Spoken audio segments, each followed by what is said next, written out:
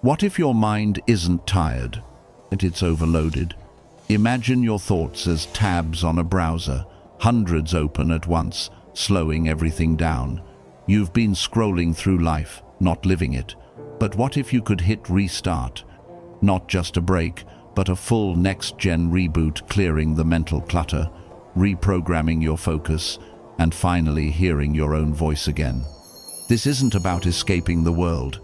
It's about upgrading how you experience it.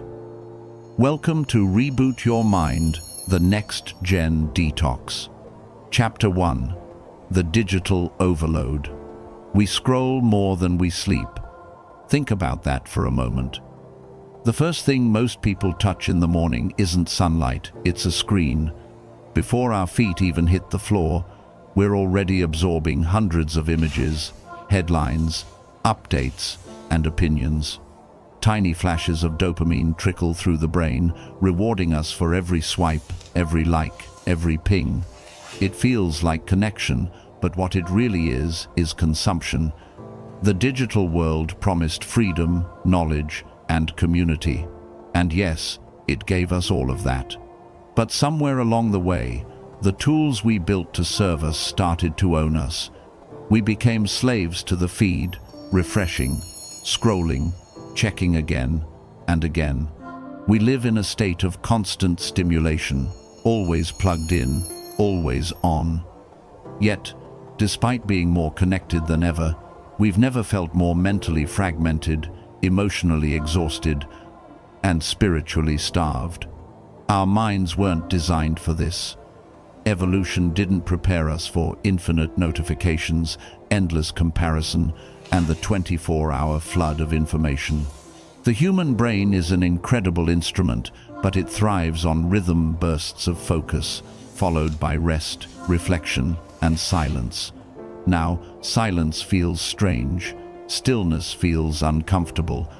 We panic when our phone dies, not because we've lost access to the world, but because we've lost our escape from ourselves. Every scroll is a microdose of distraction. The brain releases dopamine, the same chemical that fuels addiction. But here's the catch: the hit is tiny, fleeting, and leaves you craving more. That's why 5 minutes of scrolling turns into an hour, and one video turns into 100. The attention economy has turned your focus into a product. Every second you spend staring at the screen is another moment sold to someone else's agenda.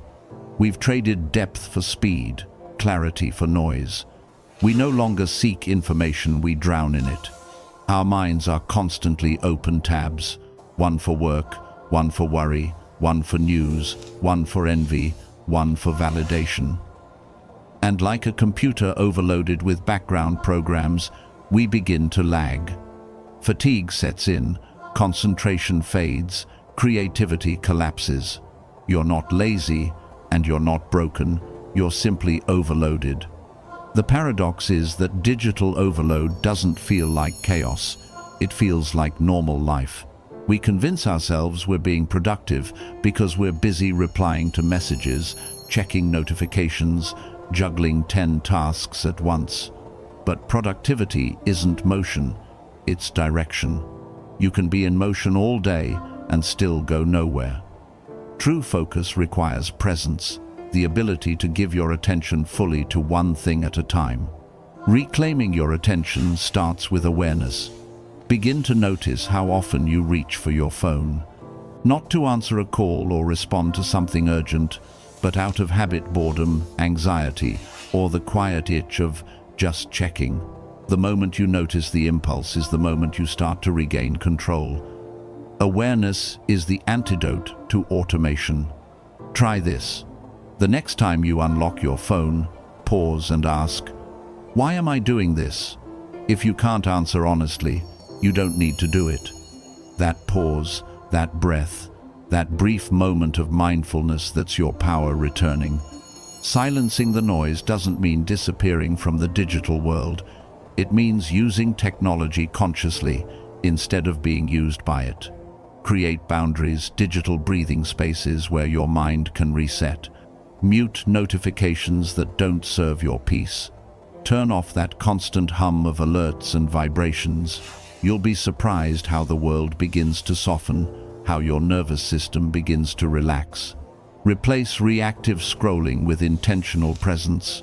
Read a book. Take a walk without headphones. Sit in silence. Let your thoughts wander. At first, it will feel strange, even uncomfortable. But discomfort is the doorway to clarity. Your brain will start to remember how to think deeply, not just react quickly.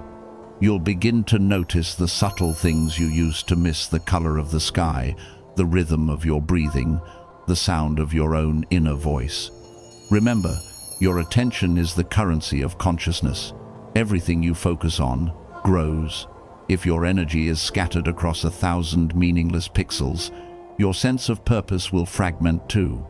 But when you direct your attention toward what truly matters, growth, learning, relationships, creation, your life begins to expand in ways no algorithm could predict.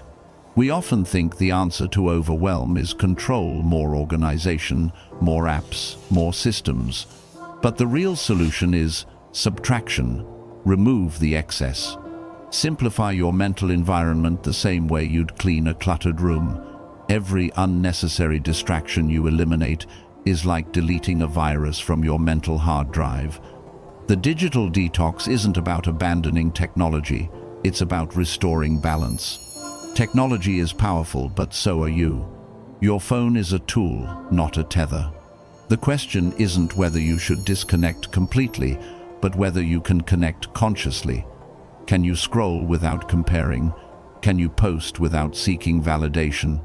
Can you consume without being consumed? Let's imagine something for a moment. Picture yourself sitting in a quiet room, no screen, no background noise, just you. At first, your mind may race. Thoughts will flood in, everything you haven't processed, every worry, every what if. But as you sit longer, the noise begins to fade. Your breathing steadies. Beneath the chatter, something emerges: clarity. You realize how much mental energy has been leaking into the digital void. You begin to feel lighter, freer. That's the power of detox. Not withdrawal, but restoration. The real world starts to speak again, not through screens, but through sensation. The warmth of sunlight, the sound of laughter, the feeling of being fully here. When you silence the noise, you don't lose the world, you rediscover it. You begin to experience life as it unfolds, not as it's filtered. You stop living in fragments and start living in full. So, take a deep breath. Look up from the screen. Feel the air around you. This right now is real. This moment doesn't need likes, comments, or validation to exist. The digital overload has numbed us, but awareness reawakens us. The first step to detox isn't deleting your apps, it's reclaiming your attention. Because attention, once consciously directed, becomes presence, and presence is where your power lives. Your mind is not a hard drive, it's a garden. It doesn't need constant input, it needs space to breathe, grow, and renew. The reboot starts here. Chapter 2. Unplug to reconnect. There's a quiet truth we've forgotten in the noise of our connected world. When you unplug, you don't lose connection, you rediscover it. We live in an age where being offline feels almost rebellious. The moment the Wi-Fi drops or the signal fades, a tiny panic sets in. We reach for our phones like they're oxygen tanks. But here's the paradox: the more plugged in we are digitally, the more disconnected we become emotionally, spiritually, and even physically. We've become fluent in online conversations, yet awkward in silence, surrounded by messages, yet starved for meaning. Unplugging isn't about rejection, it's about reconnection. It's about returning to yourself, the real you, the one buried beneath constant noise. When was the last time you truly sat still without reaching for your phone? No music, no podcast, no background chatter, just you and your thoughts. That's the moment most people realize how loud their minds have become. Silence can be uncomfortable at first. It reveals everything we've been running from: the unprocessed emotions, the unresolved stress, the subtle ache of disconnection. But that discomfort is the doorway to healing. In the stillness, your nervous system begins to recalibrate. Your breath deepens, your focus sharpens, your thoughts slow down and start to organize themselves naturally. It's not magic, it's biology. The brain, when freed from the constant flood of digital stimulation, begins to repair. It rebalances neurotransmitters, restores attention span, and reawakens creativity. Unplugging gives your mind permission to reset. It's like putting your mental software into recovery mode, clearing glitches, refreshing old patterns, and deleting unnecessary data. Imagine taking a weekend to disconnect from the digital world. No social media, no endless news cycle, no aimless scrolling. At first, you'd feel withdrawal. Your fingers would twitch for the phone. Your mind would invent reasons to check in. That's how deep the programming runs. But after a few hours, something shifts. Your senses come back online, the real ones. You start noticing things you've overlooked for years. The way sunlight warms your skin, the rhythm of your footsteps, the sound of your own breathing, the people around you, their laughter, their faces, their presence.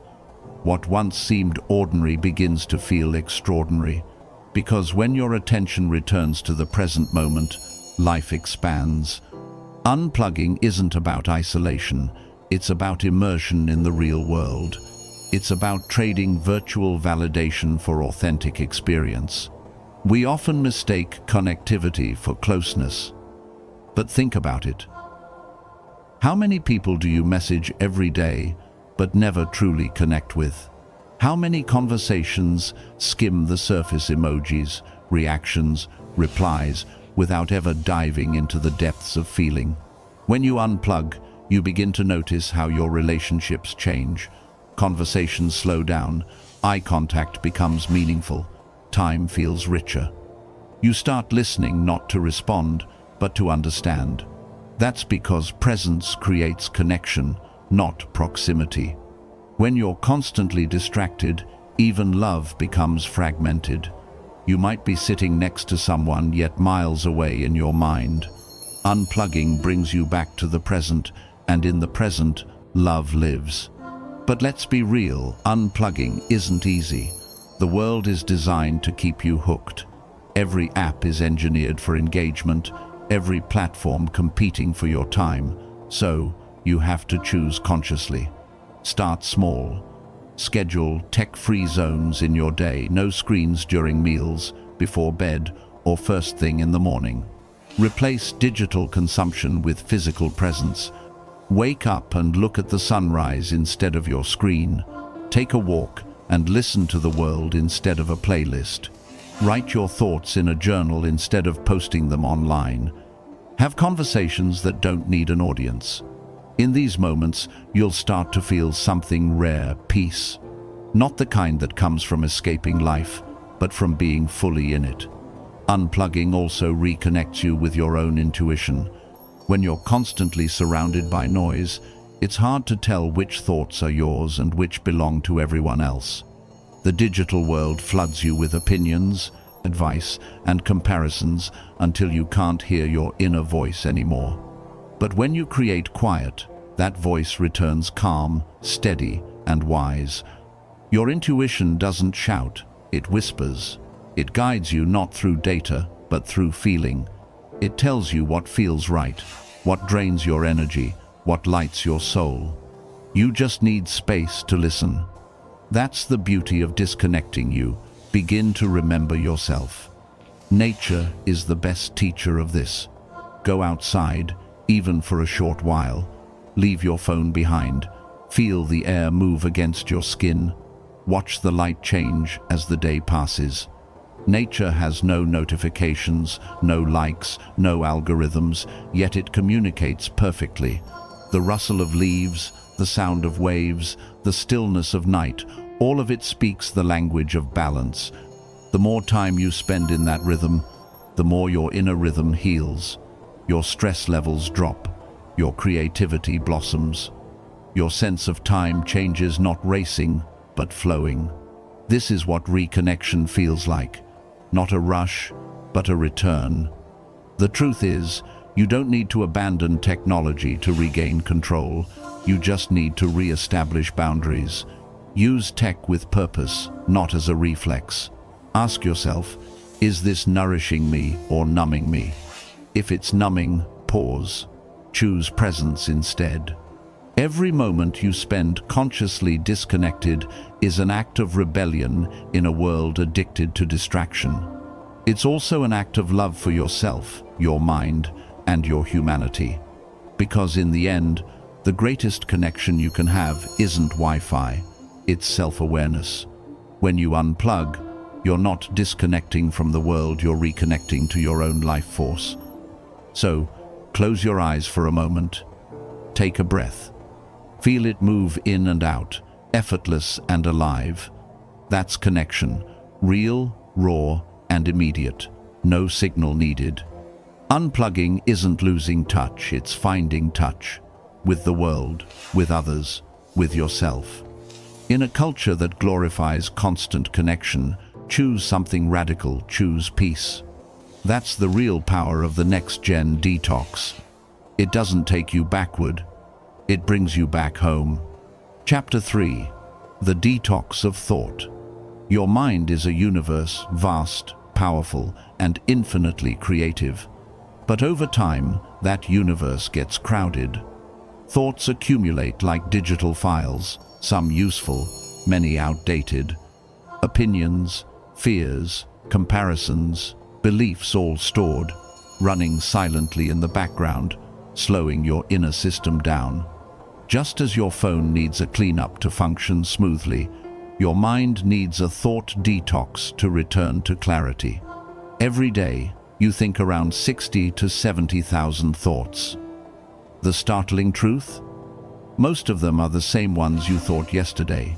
They loop like a playlist, stuck on repeat. Worry, doubt, regret, planning, replaying old conversations. We mistake this constant chatter for thinking, but most of it isn't conscious thought. It's mental noise, and it's time to clear it out. When you begin your mental detox, you realize that many of your thoughts aren't truly yours. They're inherited programs installed by family, culture, media, and experiences long past. Somewhere along the way, you started believing that your worth is tied to your productivity, that your body must meet impossible standards, that your dreams must fit within society's blueprint. These ideas sit quietly in your subconscious, shaping your emotions, decisions, and self-image. The detox begins when you pause and question them. Ask yourself, is this belief serving me or limiting me? For example, that inner voice whispering, "I'm not good enough," where did it come from? Whose voice is it, really?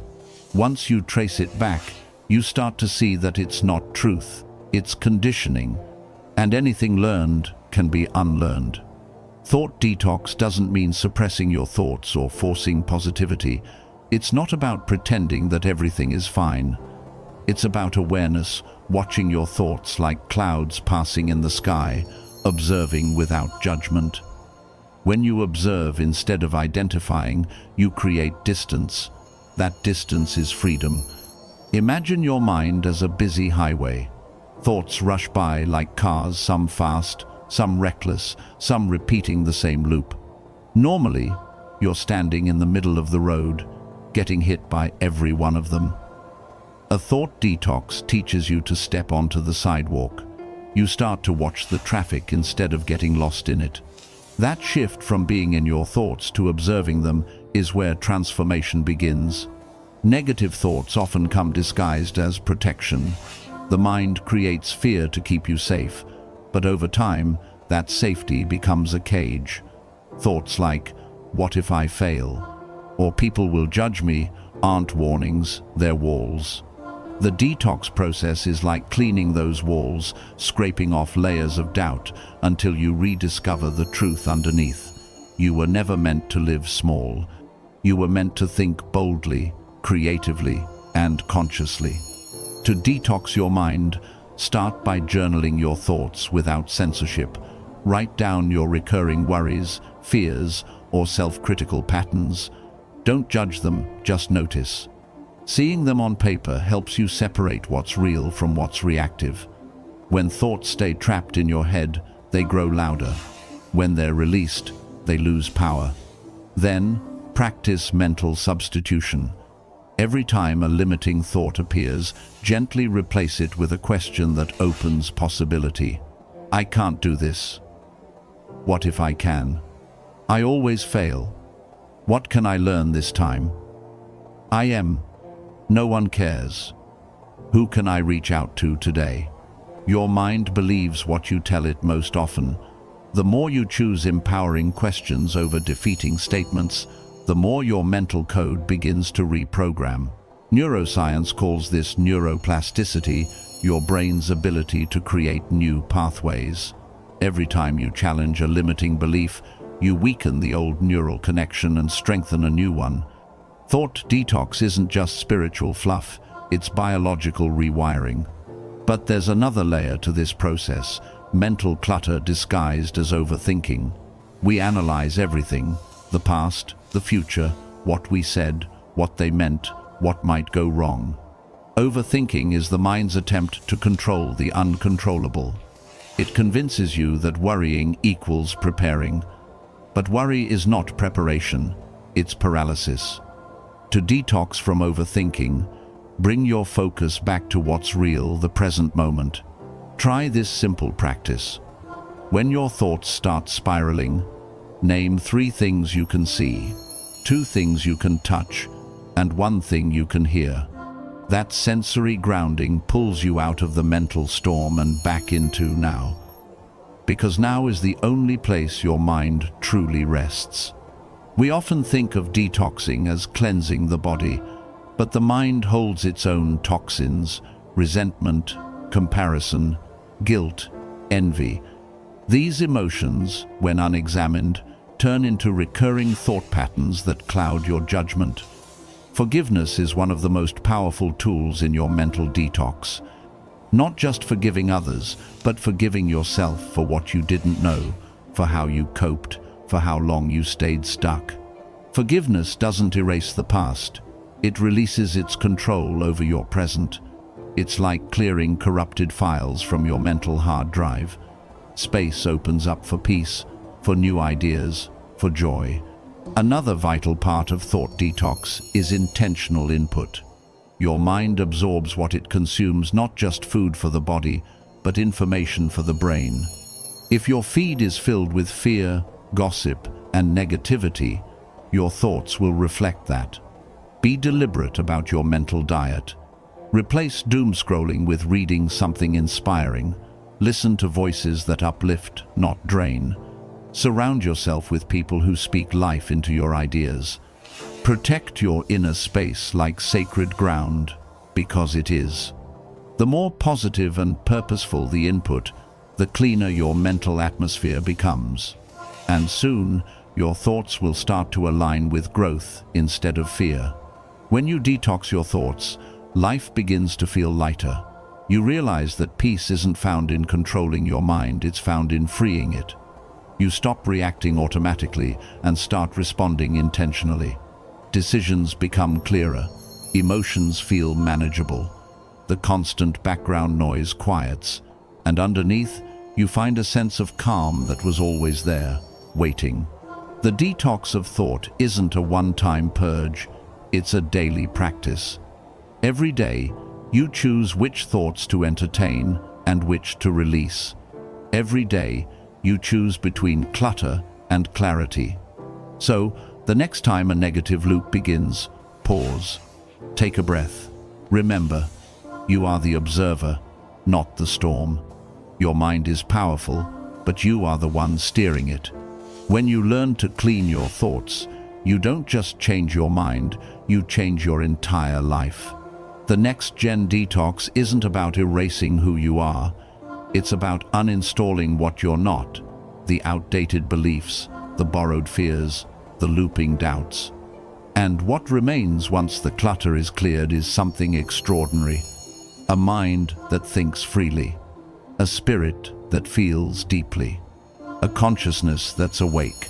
The detox of thought is the art of remembering your own power and using it to create a new reality. Chapter 4. Rebooting emotional energy. Emotions are energy, pure, electric, raw power.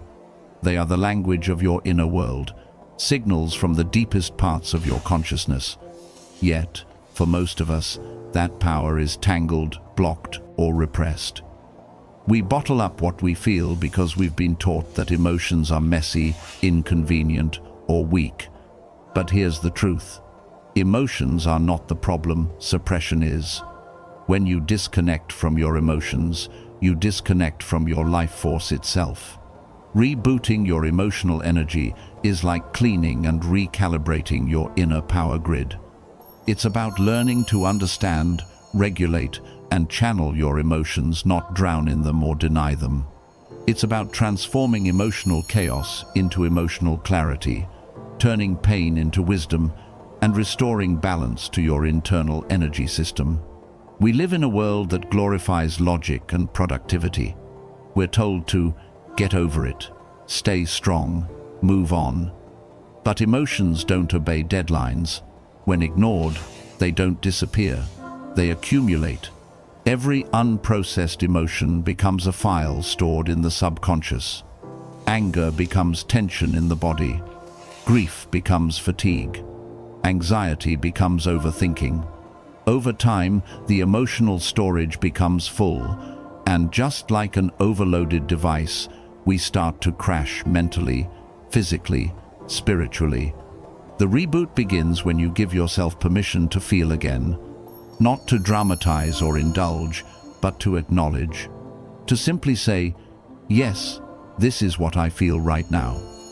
That acknowledgement is the first step toward liberation, because what you feel is never wrong, it's just information. Think of your emotions as internal messengers. Anger isn't there to destroy, it's there to protect. Fear isn't weakness, it's an alert system. Sadness isn't failure, it's your heart asking for rest. Every emotion carries a message about what needs attention, healing, or change. The problem isn't that we feel too much, it's that we don't listen enough. When you begin to reboot your emotional energy, start by observing what arises instead of labeling it as good or bad. Emotions are like waves. They rise, peak, and pass when allowed to flow. But when resisted, they stagnate, turning into emotional residue. The reboot happens not by fighting the wave, but by riding it consciously. So, the next time sadness surfaces, don't rush to distract yourself. Sit with it. Ask it, what are you trying to show me? You'll often find that beneath sadness lies unmet longing, beneath anger lies unspoken truth, and beneath fear lies desire for growth. This is the alchemy of emotion, turning feeling into understanding, reaction into reflection. Rebooting emotional energy also means healing the way you store emotion in the body. Every emotion creates a physical imprint. Think about it. Anxiety tightens your chest. Anger burns in your stomach. Joy feels light in your heart. Your body is the hardware. Your emotions are the software. When the software glitches unprocessed emotion, the hardware begins to malfunction. That's why emotional healing isn't just mental, it's physical. Movement helps release stuck energy. Breathwork, yoga, dancing, even walking can flush emotional residue out of your system. It's not about perfection or performance, it's about flow. Let your body move without judgment, without choreography. You'll feel the emotional charge start to dissolve, replaced by calm and clarity. The ancient wisdom traditions understood this long before neuroscience confirmed it. Breath connects the body and the mind, and when you breathe consciously, you begin to regulate your emotional energy. Deep, slow breathing signals to your brain that you're safe. shifting you from survival mode into balance. Try this. The next time you feel emotionally overwhelmed, place your hand on your heart. Inhale slowly through your nose for 4 seconds, hold for 4, and exhale for 6. Do this 3 times. You'll feel the shift, not just in your mind, but in your entire nervous system. Many people fear emotions because they've only ever experienced them in extremes: explosive anger, paralyzing anxiety, heavy sadness. But emotions themselves are not dangerous. What hurts is the resistance, the suppression, the judgment we attach to them. When you repress emotions for too long, they find other ways to express themselves through illness, burnout, or emotional numbness. Emotional numbness might seem safe, but it's actually one of the most dangerous states. It's not peace, it's disconnection. You stop feeling pain, but you also stop feeling joy. Life becomes flat, colorless, mechanical. The reboot process invites you to reconnect, to feel fully, safely, consciously. Because emotion is energy in motion. Let it move, and you move forward. One of the most powerful tools in rebooting emotional energy is emotional labeling. When you can name what you feel, you take back control of it. Instead of saying, "I'm upset," specify it. "I feel disappointed because I expected something different." That small act of clarity shifts you from chaos to consciousness. The emotion becomes manageable, understandable, human. Another essential part of emotional reboot is compassion, especially for yourself. You've spent years carrying emotions that weren't even yours: inherited guilt, generational fear, absorbed negativity. Let yourself off the hook. Healing isn't linear, and emotional balance isn't about being happy all the time. It's about becoming honest with yourself. Emotional maturity means allowing sadness without collapsing, feeling anger without destruction, experiencing fear without paralysis. You stop running from your emotions and start using them as tools, a compass pointing you toward what needs attention. Rebooting your emotional energy also involves setting boundaries with people, situations, and even thoughts that drain you. Emotional energy is your most valuable resource, and yet we give it away constantly to arguments, to online drama, to trying to please everyone. Every time you say yes to something that feels wrong, you leak emotional energy. The reboot happens when you start saying no, not from anger, but from alignment. No to drama, no to guilt-tripping, no to overextending. Every no, rooted in self-respect, strengthens your emotional battery. Boundaries are not walls, they're filters. They let love and peace flow in, while keeping toxicity out. Once you honor your emotional limits, you'll notice your energy return calm, centered, radiant. Another vital part of the emotional reboot is forgiveness, not because others always deserve it, but because you deserve peace. Holding on to resentment is like running heavy programs in the background. It slows your system down. Forgiveness doesn't mean forgetting or excusing, it means releasing. You stop letting pain rent space in your heart. You reclaim that energy for yourself. And that same forgiveness must extend inward. Forgive yourself for the times you let emotions control you. Forgive yourself for reacting instead of responding, for holding on too long, for not knowing better. Emotional healing is not about being flawless, it's about becoming free. Once you begin to process, release, and realign your emotions, you'll notice something miraculous: your energy changes. You start to glow differently. Your words carry calm instead of chaos. Your presence becomes grounding to others. That's because when emotional energy flows freely, it harmonizes everything around it. People will feel it: the peace, the clarity, the strength that comes from inner balance. You'll no longer be tossed around by emotional storms. You'll be the calm within them. Here's the deeper secret: emotions are not random. They are intelligent signals from your higher self, guiding you toward alignment. When you learn to decode them, you stop fearing them. Sadness tells you where you've lost connection. Anger tells you where your boundaries were crossed. Fear shows you where growth is calling. Joy tells you what's true for you. Every emotion, when honored, brings you closer to wholeness. Rebooting emotional energy doesn't happen overnight. It's a journey, a daily practice of noticing, feeling, releasing, and realigning.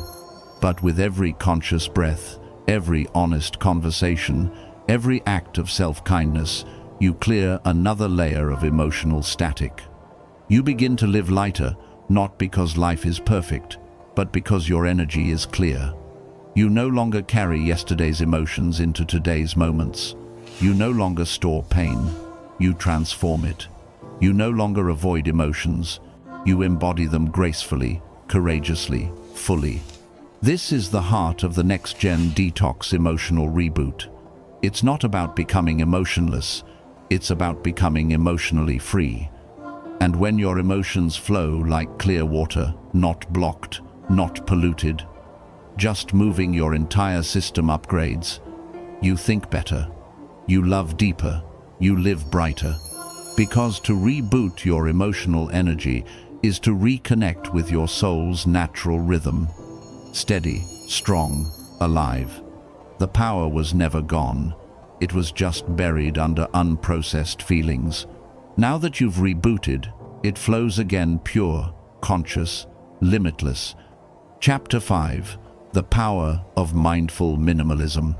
We live in a culture that worships more goals, more possessions, more followers, more everything.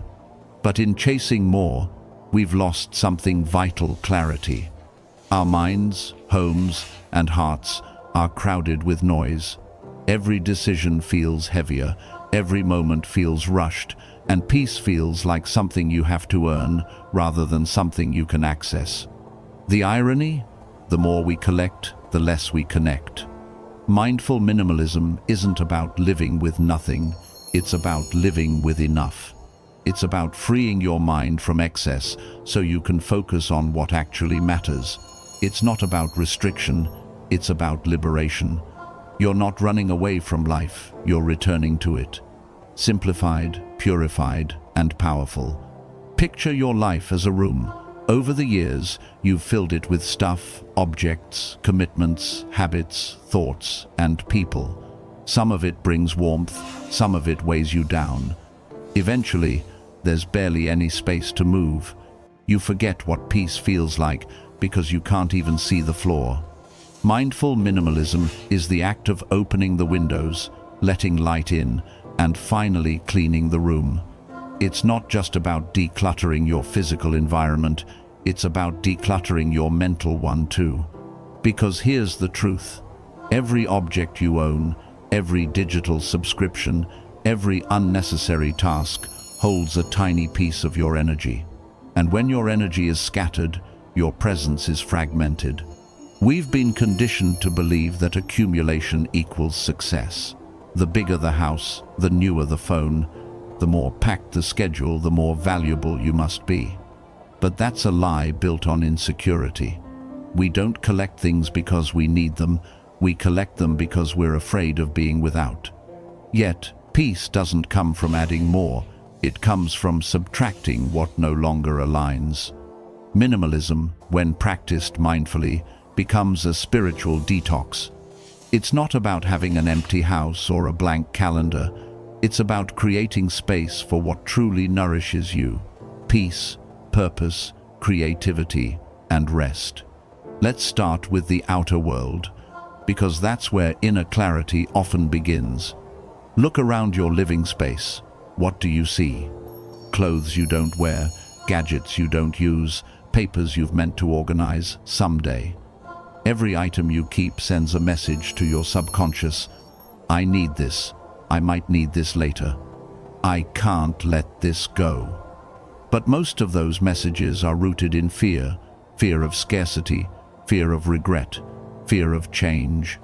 When you begin to let go of what you no longer need, something miraculous happens. Your energy shifts. The mind starts to mirror the environment. Space outside creates space inside. You begin to breathe again, to think clearly. You realize that simplicity isn't about less, it's about more of what matters. Start small. Choose one area, a drawer, a desk, a shelf, and clear it completely. Ask yourself, does this item serve me, inspire me, or support who I'm becoming? If the answer is no, release it with gratitude. Letting go is not losing, it's lightening. But minimalism doesn't end at the edges of your home. It extends into your digital life. Our devices have become mental clutter machines. Every app, notification, and email competes for your attention, fragmenting your focus and draining your energy. A digital detox is not about deleting everything, it's about reclaiming control. Unsubscribe from emails that add no value.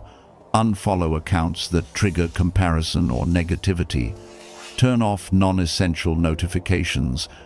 Curate your digital environment the same way you would your physical one, intentionally, consciously. Your phone should be a tool for creation and connection, not a portal for distraction. Each time you open it, ask yourself, am I consuming or am I creating? The answer will tell you whether you're living mindfully or mindlessly. Mindful minimalism also applies to your time. Many people live in a constant rush, believing that busyness equals importance. But productivity without peace is just stress disguised as success. Your schedule is a reflection of your values. If every hour is booked, when do you breathe? When do you listen to yourself? When do you rest? The truth is, you don't need more time, you need fewer distractions. Start practicing calendar minimalism. For every new commitment, remove an old one. Learn to say no kindly, clearly, unapologetically. Every no creates space for a more meaningful yes. Busyness is not a badge of honor. It's a symptom of avoidance. Stillness is not laziness. It's power. Then comes the hardest clutter, to clear mental and emotional clutter. We hold on to thoughts like possessions, past mistakes, future fears, judgments, expectations. These are the invisible objects weighing down our inner world. The more you carry, the less room you have for peace. To detox your thoughts through minimalism, start by simplifying your inner dialogue. Let go of overthinking. Let go of needing to control everything. Practice saying, "This thought doesn't serve me." When you stop feeding it, it fades. Mindful minimalism isn't just about silence, it's about space. Space to think, space to feel, space to be. Relationships, too, can benefit from minimalism. It's not about cutting people out, it's about surrounding yourself with those who nourish your energy. Some connections uplift you, others deplete you. Minimalism asks you to choose presence over obligation, authenticity over approval. When you stop pouring energy into relationships that don't align, you make room for deeper, truer connections, ones built on love, not need. The beauty of mindful minimalism is that it doesn't ask you to give up joy, it asks you to rediscover it. When you remove what's excessive, the simple things, sunlight, laughter, a deep conversation, a quiet morning, become extraordinary again. You start to realize that peace was never about having everything, it was about needing less. And here's the paradox. When you embrace less, life gives you more. More focus, more energy, more gratitude, more meaning. You stop chasing happiness and start experiencing it right where you are. Mindful minimalism isn't a trend, it's a transformation. It's a conscious shift from accumulation to appreciation, from chaos to clarity, from doing to being. It doesn't mean your life becomes empty, it means your life becomes intentional. Every object, every thought, every moment you choose to keep becomes sacred because it's chosen with awareness. That's the essence of this chapter, choosing quality over quantity in your possessions, your time, your relationships, and your thoughts. So take a moment right now. Look around. Look within. Ask yourself, what can I let go of today that no longer serves who I am becoming? Maybe it's a possession, maybe it's a habit, maybe it's a belief. Whatever it is, release it. Feel the space open up inside and out. That's where freedom begins. Because the real power of mindful minimalism isn't in owning less. It's in being more peaceful, more present, more alive. When you simplify your life, you amplify your soul. That's the next-gen way to live light, think clear, and move freely in a world weighed down by excess. You don't need more to be whole. You just need less of what's not you. Chapter 6. The Upgrade, Neuroplasticity in Action. Imagine your brain as a dynamic universe, a living web of electrical pathways that shape who you are, what you believe, how you feel, and even how you heal. For centuries, we thought the brain was fixed, hardwired at birth, slowly deteriorating over time. But modern science shattered that myth. Your brain is not a rigid structure. It's a living ecosystem, constantly rewiring itself in response to every thought, action, and experience. This power of adaptability is called neuroplasticity, the brain's ability to change, grow, and create new neural connections. And here's the revolutionary truth. Every single moment, you are literally reshaping your mind. You're not a prisoner of your past. You're the programmer of your future. The NextGen Detox isn't just about clearing mental clutter. It's about installing a new operating system, a system built on conscious awareness, emotional intelligence, and intentional thought. Think of your brain as a vast network of highways. Every thought you think, every habit you repeat, strengthens certain routes while others fade from lack of use.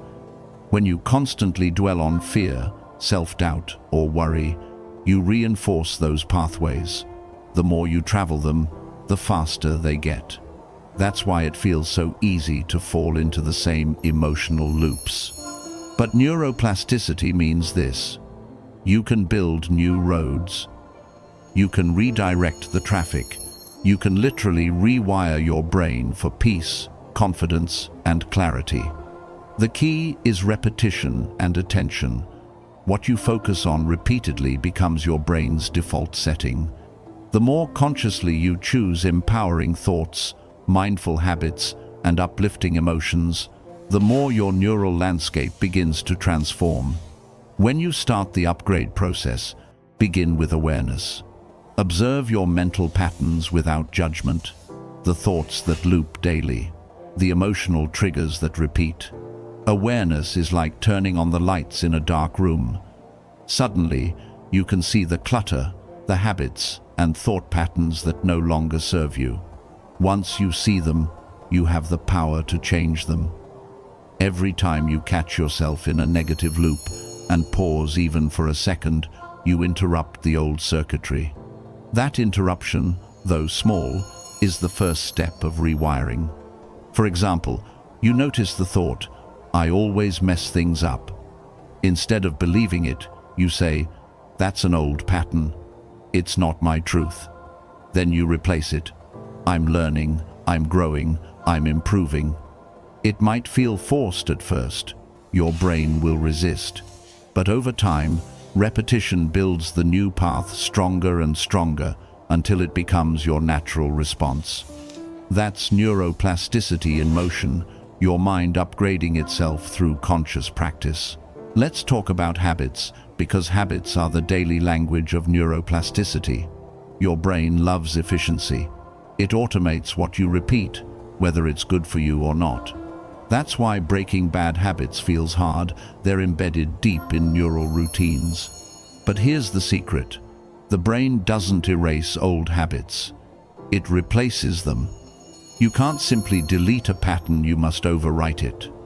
If you want to stop scrolling endlessly at night, replace that action with a new ritual: reading, journaling, stretching, or breathing.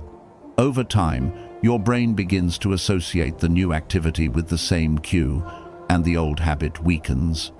Change doesn't come from willpower alone, it comes from consistency. The neurons that fire together wire together, and those that stop firing together slowly disconnect. So, every small repeated act of mindfulness, choosing gratitude over complaint, calm over reaction, reflection over judgment, literally reshapes your brain toward peace and strength.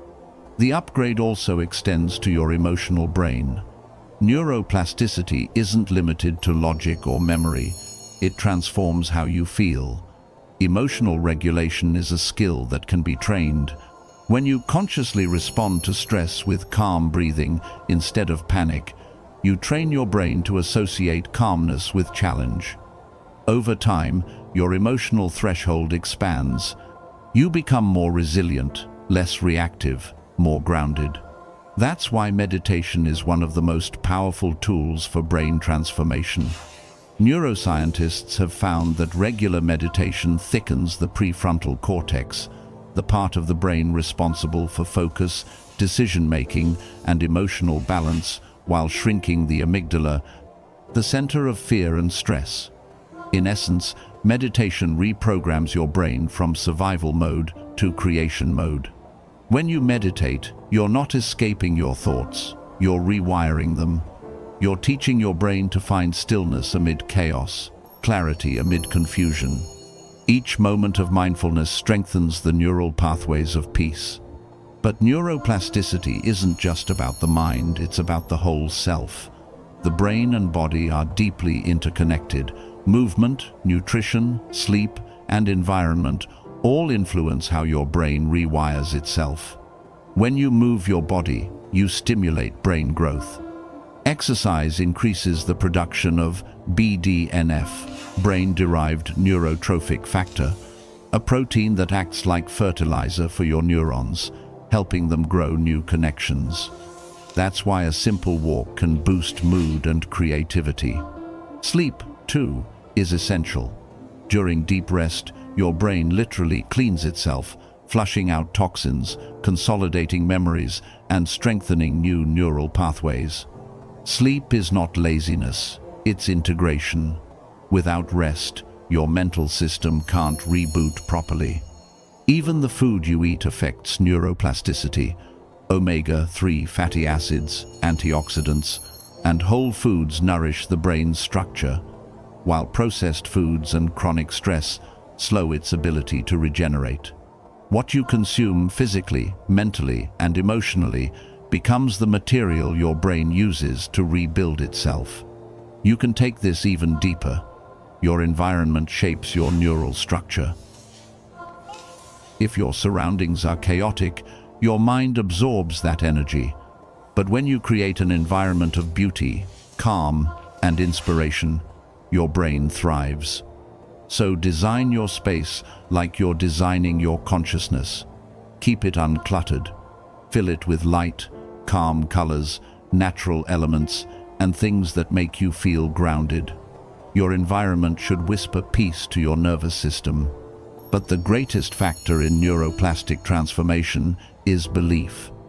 If you believe you can change, your brain opens new pathways. If you believe you're stuck, it locks the circuits that keep you there.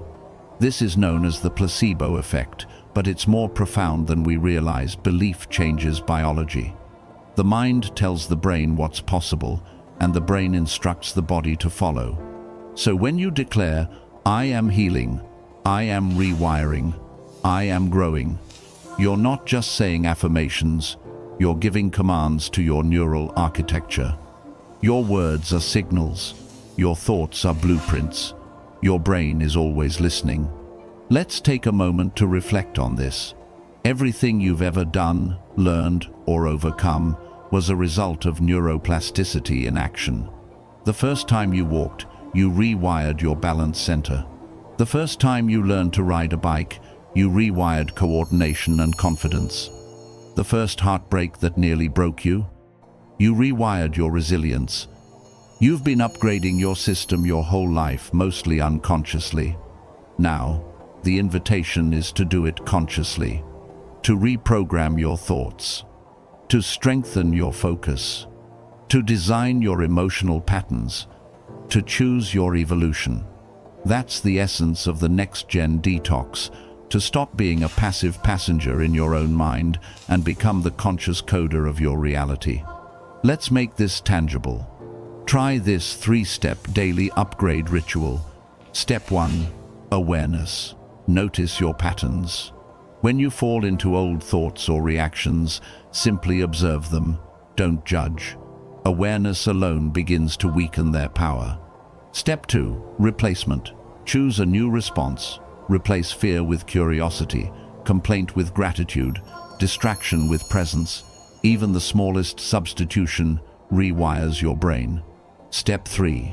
Repetition. Repeat. Again and again.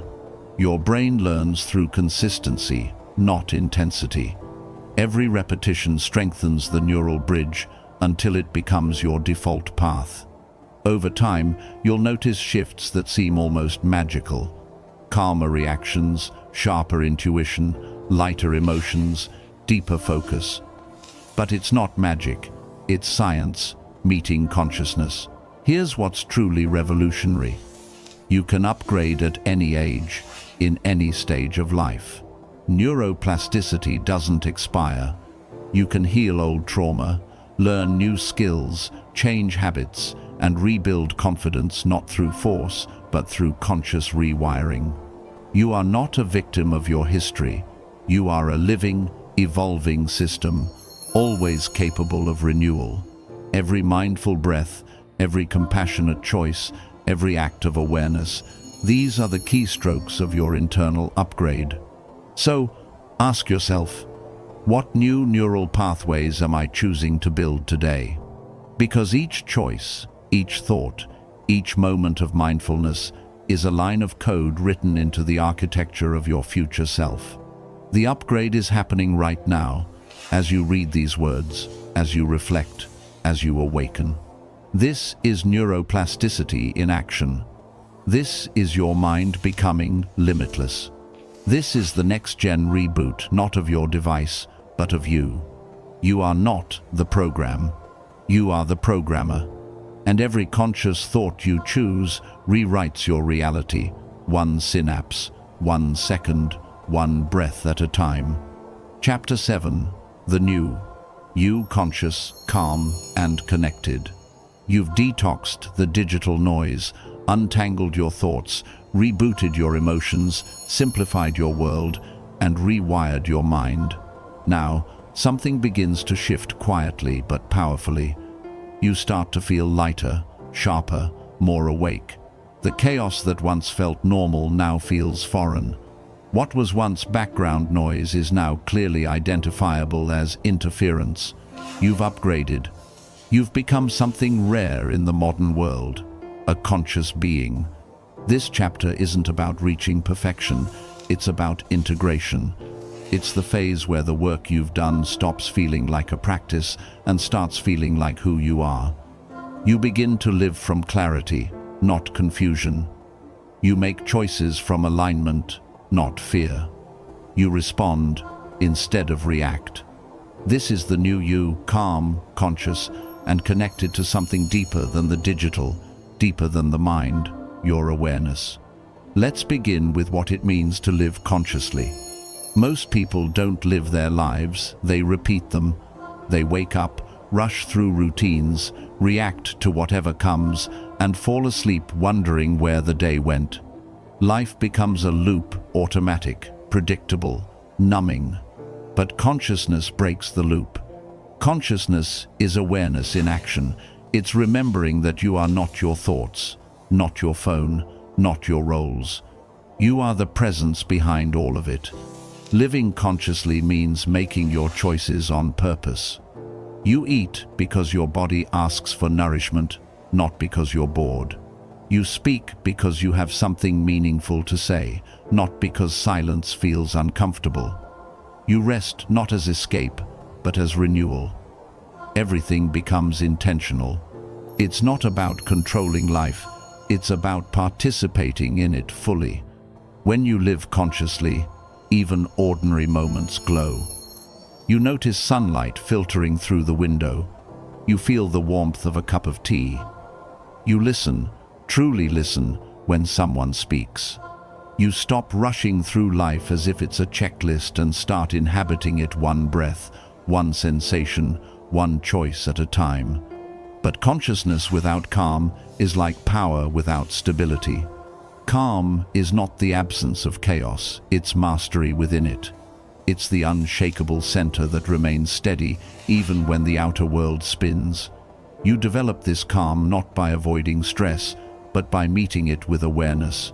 When something triggers you, a rude comment, a delay, a disappointment, you take a breath. Instead of collapsing into reaction, you pause. You witness the feeling, but you don't become it. That pause is your power. It's the difference between being a slave to emotion and being the master of your response. Calm doesn't mean you don't feel it, means you don't fuse with the feeling. You let it pass through you like wind through open windows. And here's the truth. Calm is contagious. When you cultivate it, you influence others without saying a word. People feel safer around you. They sense your grounded energy. You become a lighthouse in the storm, steady not because life is easy, but because you've learned to hold your inner stillness. Then comes connection, the third pillar of the new you. The NextGen Detox wasn't about isolation, it was about reconnection. Once your mind quiets, you begin to feel life again. You realize connection was never lost, it was just buried under noise. You reconnect with yourself, with others, with the world, and ultimately with something larger, call it nature, energy, the divine, or consciousness itself. When you reconnect with yourself, you rediscover authenticity. You no longer wear masks to fit in. You stop editing your truth to please others. You listen to your intuition and trust its guidance. You make peace with your past, honor your growth, and recognize that self-love isn't selfish. It's the foundation of every other love. When you reconnect with others, relationships transform. You no longer seek validation, you seek understanding. You listen more deeply, love more openly, forgive more easily. Conversations become soulful, not superficial. You realize that presence is the highest form of love. Being fully there for someone, undistracted, unguarded, is the rarest and most healing gift you can give. And when you reconnect with life itself, gratitude becomes your natural state. You stop treating joy as a special event and start seeing it as your birthright. You no longer chase happiness, you generate it, from the inside out. This phase of your journey, the rebirth, is where integration happens. Integration means you don't just know these lessons intellectually, you live them instinctively. You don't have to remind yourself to breathe consciously, to unplug, to question your thoughts. You just do it. Your system runs on a new frequency now, one of awareness, alignment, and flow. It's not that challenges disappear, they just no longer define you. The noise still exists, but it doesn't own you. The old patterns may whisper, but they no longer control the narrative. You've learned to hear them without obeying them. That's liberation. Integration also means that your external life begins to reflect your internal clarity. You'll notice yourself drawn to different people, different spaces, different priorities.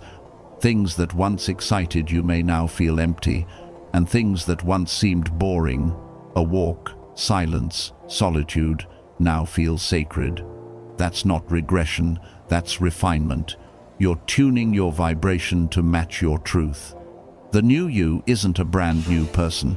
It's the real one who's been buried under conditioning, the one who lives from awareness instead of autopilot. The one who knows that peace isn't something to find, it's something to return to. You'll know you've arrived at this stage when you stop striving and start flowing. Life stops feeling like a fight and starts feeling like a dance. You begin to trust timing. You stop forcing outcomes. You realize that control is an illusion, presence is the only power. And in that presence, magic unfolds. Synchronicities appear, the right people, the right opportunities, the right ideas. That's not coincidence, it's coherence. When your inner world aligns, the outer world rearranges to match it. You become a magnet for balance, creativity, and truth. But remember, this state isn't permanent. It requires maintenance. The world will still try to pull you back into chaos, distraction, and noise. The difference is, now you know the way back. You know how to unplug when the world feels too loud. You know how to observe your thoughts instead of obey them. You know how to feel emotions without drowning in them. You know how to simplify, how to focus, how to breathe. You've built your internal compass, and that compass always points back home. The new you doesn't seek escape. The new you embodies peace in the middle of the storm. The detox was the journey inward. The reboot is the journey forward. There's a story in Zen about a monk who spent years meditating in isolation. When he returned to the city, his teacher asked, "What did you learn?" The monk said, "I learned to remain still." The teacher smiled and said, "Now let's see if you can remain still while the market is crowded." That's your next phase. To stay conscious in the chaos. To walk through life not as a victim of stimulation, but as a master of awareness. The real world is your practice ground. Now every conversation, every delay, every challenge. Life itself becomes meditation. Every interaction becomes a chance to express your awareness. Every breath becomes a reminder that you are here fully, freely, fearlessly. The new you doesn't chase purpose, you embody it. Your purpose isn't a career or a title, it's a state of being. It's how you show up, how you love, how you live. Purpose is not found, it's felt. It's the energy you radiate when your inner and outer worlds align. This is your next-gen consciousness, the ultimate reboot. You are not just surviving the system anymore, you're transcending it. You've learned that technology is a tool, not a trap. The mind is a servant, not a master. The past is a lesson, not a life sentence. You've learned that peace isn't passive, it's powerful. Awareness isn't escape, it's evolution. So take a deep breath. Feel this moment fully. You are not the same person who started this journey. You're clearer, softer, stronger. You've moved from information to transformation, from reaction to creation, from noise to knowing. This is you rebooted. This is the next gen you. And as you step forward from here, remember, the goal isn't to stay perfect, it's to stay present. Because presence is the new power. Peace is the new success. And consciousness, that's the new revolution. Welcome to your upgraded life. Welcome home to yourself. Chapter 8. The Infinite Reset, Living in Flow. The journey doesn't end with the reboot. In truth, it never ends. The mind, like life itself, is not meant to reach a final version. It's meant to evolve continuously. You've detoxed, decluttered, rewired, and awakened. But now comes the most sacred part of the journey, learning how to stay in flow. This is where the detox becomes a lifestyle, not an occasional reset, but a way of being. You begin to live with rhythm, not rigidity. You stop seeking balance as a destination and start embodying it as a movement. You no longer reboot your mind once in a while. You live in a state of continuous renewal, an infinite reset. Let's begin with a truth that may surprise you. The world will always try to overload you again. New technologies will emerge, New distractions will call your name. New stresses will test your peace. The goal isn't to escape life's noise, it's to flow through it gracefully. You now understand that peace isn't silence, it's stability. Awareness doesn't mean withdrawing, it means engaging consciously.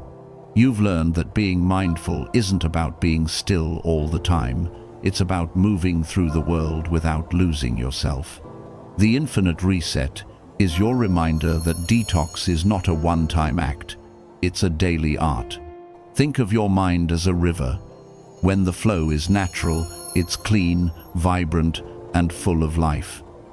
But when debris piles up, old emotions, repetitive thoughts, digital overload, the current slows. The water grows stagnant.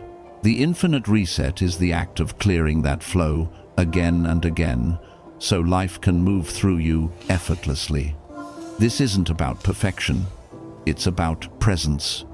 Some days, your flow will be strong, clear thoughts, grounded emotions, effortless creativity.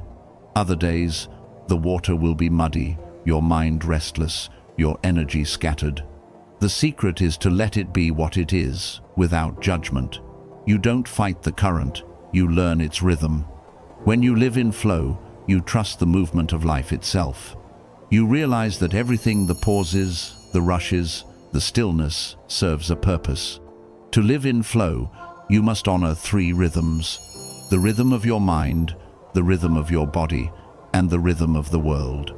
1. The rhythm of the mind. Your thoughts are waves, they come and go.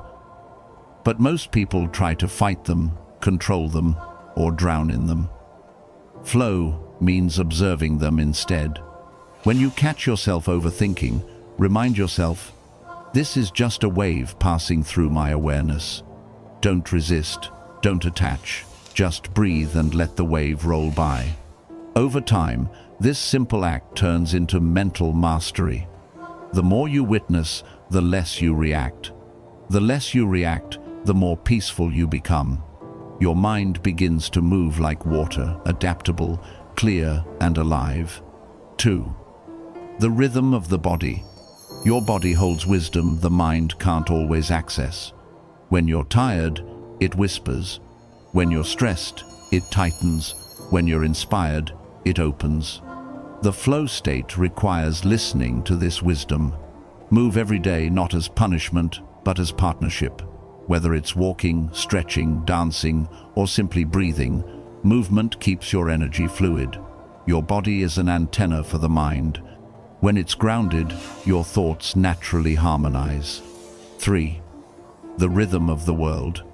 The natural world has its own pulse, sunrise and sunset, inhale and exhale, ebb and flow. Modern life tries to pull us out of that rhythm, but when you sink back into it, peace becomes effortless. Wake with the light, rest with the dark, eat slowly, observe the seasons, listen to the rain. Let nature recalibrate your nervous system. The more aligned you are with the Earth's pace, the more balanced your inner world becomes. In the flow state, time changes. You stop rushing because you realize that life isn't happening to you, it's unfolding through you. Every challenge becomes part of your expansion. Every ending becomes a doorway to rebirth. This is where your emotional intelligence, mindfulness, and neuroplastic upgrades merge into one integrated consciousness. You no longer view obstacles as interruptions. You see them as invitations, opportunities to practice alignment. Did someone offend you? Perfect moment to practice presence. Did plans fall apart? Perfect moment to practice surrender. Did fear arise again? Perfect moment to remember, you are not your fear. Every experience becomes a lesson in flow. Flow is not passivity. It's not about letting life drag you along. It's active alignment. It's choosing to meet reality as it is, while still shaping it with your energy. You no longer resist the storm. You learn to surf the waves. When you flow, effort becomes elegance. Creativity feels natural. Work feels meaningful. Even challenges become graceful because you're no longer operating from scarcity, you're operating from synergy. The infinite reset happens when you stop clinging to outcomes and start trusting the process. Let's take this deeper. True flow requires surrender. Surrender is not defeat, it's intelligent cooperation with life. It's knowing when to act and when to allow. It's learning that control is a false comfort, while trust is true strength. The ego resists surrender because it wants certainty. But the awakened mind knows that uncertainty is where growth happens. When you surrender, you make space for wisdom beyond your plans. The universe, your subconscious, your intuition, they all begin to guide you effortlessly. You move from, "I must make it happen," to, "I'll align and let it unfold." You stop chasing and start attracting. You stop gripping and start glowing. This is the divine rhythm of flow, not doing more, but being more fully. In this infinite reset phase, gratitude becomes your baseline frequency. Gratitude isn't just saying thank you. It's a vibration that reshapes how you perceive reality. When you live in gratitude, you no longer see life as something to endure. You see it as something to experience. You start appreciating the little things, the quiet mornings, the shared laughter, the lessons wrapped in mistakes. Gratitude anchors you in the present, reminding you that the moment you're in is already enough. The mind races to the future in search of meaning, but gratitude brings you back to the now where all meaning exists. Flow is also sustained through purpose. Now that you've detoxed your mind and emotions, your purpose begins to emerge clearly, not as a career or a goal, but as a frequency. Purpose is not something you find, it's something you tune into. It's the natural expression of your consciousness when you live authentically. Your purpose might be to create beauty, to teach, to heal, to build, to nurture, or simply to be present. It's not measured by scale, it's measured by sincerity. When you act from purpose, every gesture, no matter how small, carries immense power. Flow happens when your purpose aligns with your presence, when what you love, what you're good at, and what the world needs intersect effortlessly. In the flow of the infinite reset, your relationships transform again, this time into sacred mirrors. You no longer use people to fill your voids. You meet them from wholeness. You recognize that every interaction is a reflection of your inner state. If someone triggers you, they're showing you where you're still healing. If someone uplifts you, they're reflecting your own light. The new you stops blaming or idolizing. You observe, learn, and evolve. That's conscious connection, not attachment, not avoidance, but alignment. The infinite reset also invites you to live creatively. You may not think of yourself as an artist, but life itself is your canvas. Every choice, from how you speak to how you spend your time, paints the reality you inhabit. When you live in flow, creativity isn't forced. It becomes your natural expression. The ideas that once felt blocked begin to stream effortlessly because your inner resistance has dissolved. You're no longer thinking your way through life. You're feeling your way through it. Inspiration replaces anxiety. Curiosity replaces control. To sustain this way of being, you need daily practices, not as routines, but as rituals of renewal. Here are a few powerful ones to anchor your infinite reset. Morning stillness. Start each day without reaching for your phone. Sit in silence. Breathe. Feel your body wake up before your mind does. This sets your tone. Movement with mindfulness. Don't just exercise, experience your movement. Feel the rhythm, the breath, the power. Let your body express gratitude through motion. Digital Sabbath. Choose one day each week to go offline. Let the world spin without you.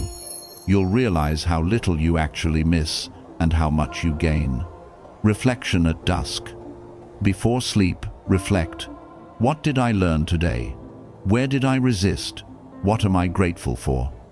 This keeps your consciousness expanding. These small acts of awareness keep your system tuned and your flow effortless. In this new era of your life, your peace becomes your greatest wealth.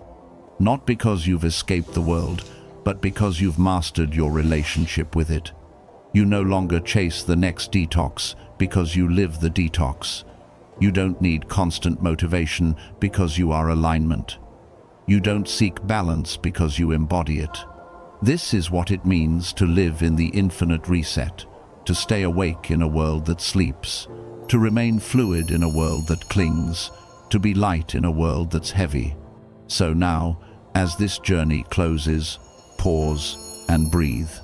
You've rebooted your mind, you've recalibrated your emotions, you've simplified your world, you've reprogrammed your brain, you've remembered who you are. And now, you're free not because you've escaped the system, but because you've transcended it. You are the consciousness observing the flow, shaping it gently, moving with it gracefully. Every breath is a new beginning. Every thought is a choice. Every moment is a reset.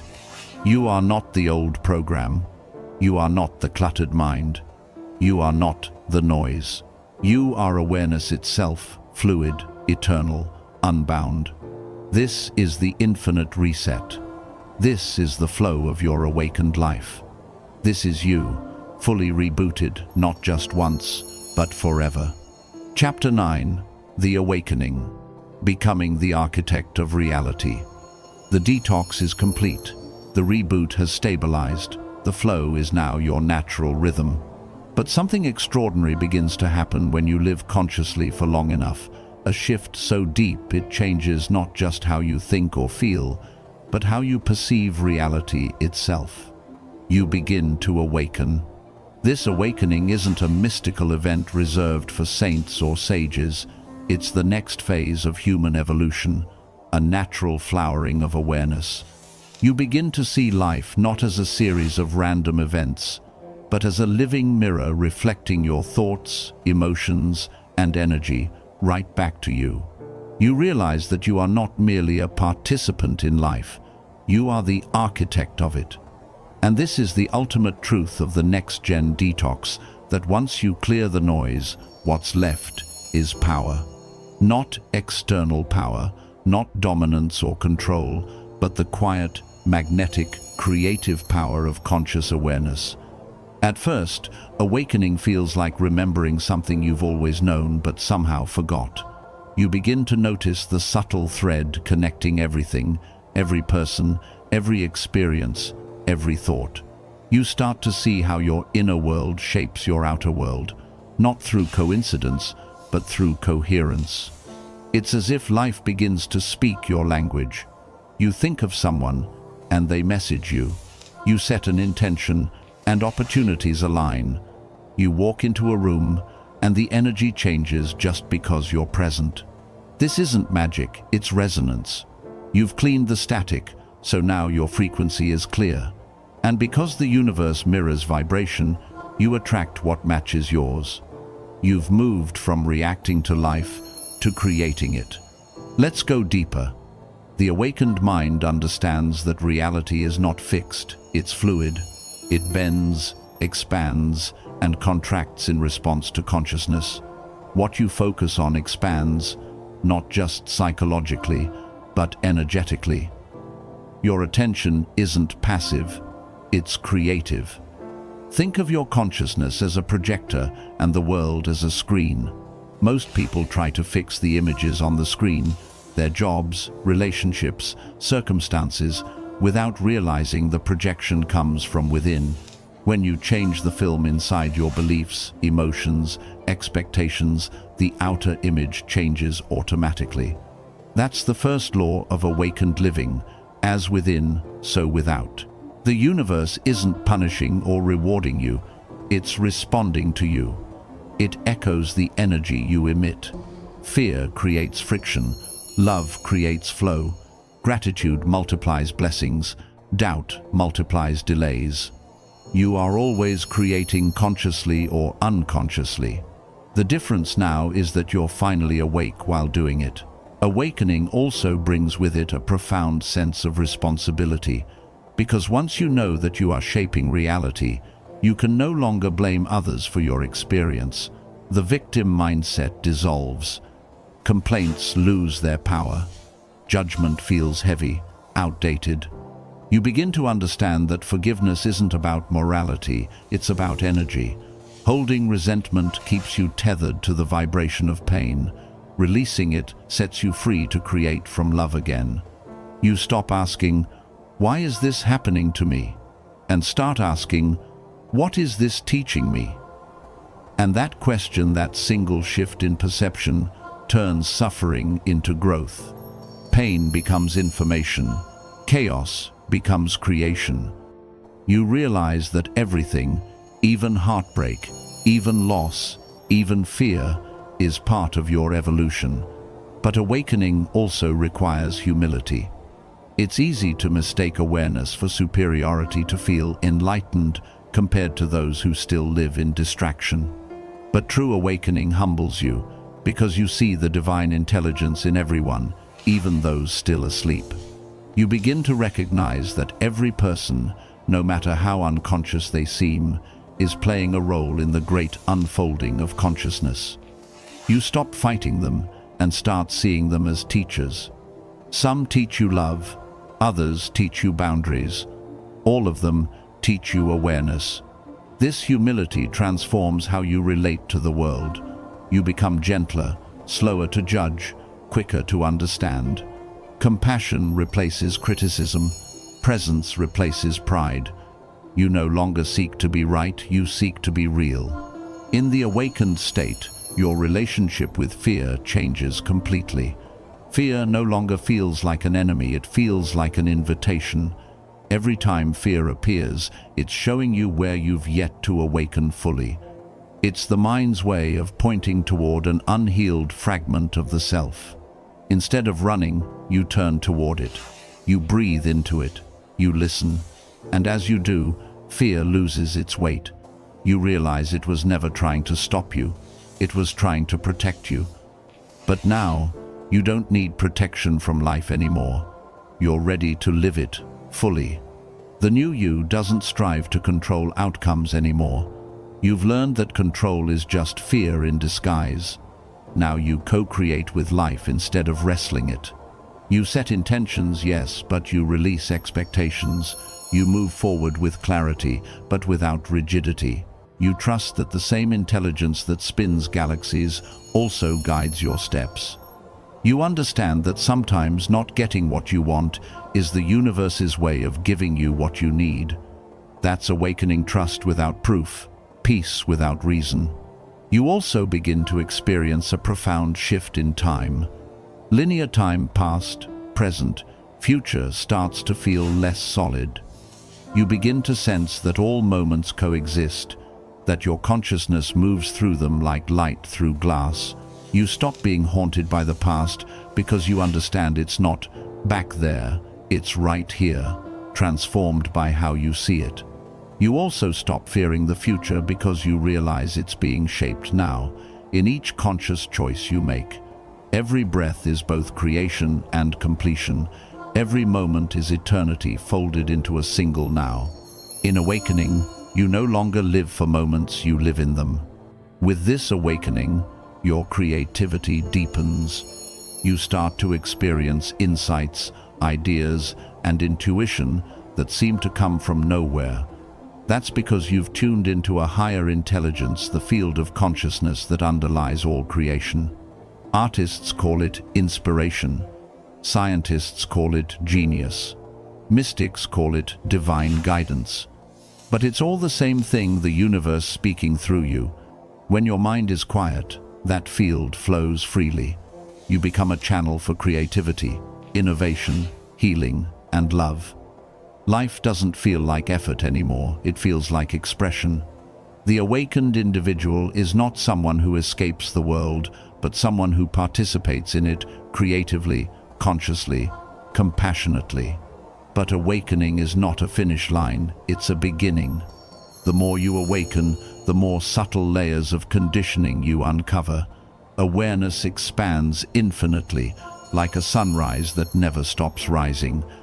You'll still have moments of ego, moments of fear, moments of doubt, but now they don't pull you under. You recognize them for what they are, passing clouds in the sky of consciousness. You don't need to fight them or fix them. You simply see them and they dissolve. That's the grace of awakening. Awareness itself heals what it touches. At this level of consciousness, gratitude becomes your constant companion. You wake each day not asking, "What can I get?" but "What can I give?" Because you realize that giving isn't loss, it's expansion. When you share your presence, wisdom, or kindness, it multiplies. Energy given from awareness always returns amplified. You live from overflow, not obligation. You no longer need to take from life because you are life expressing itself as you. You start to see beauty everywhere, not because the world changed, but because you did. You see light in eyes, poetry in pain, art in imperfection. You realize that everything is divine disguised consciousness, exploring itself through infinite forms. That's the essence of awakening. You stop searching for the sacred because you finally see that everything is sacred.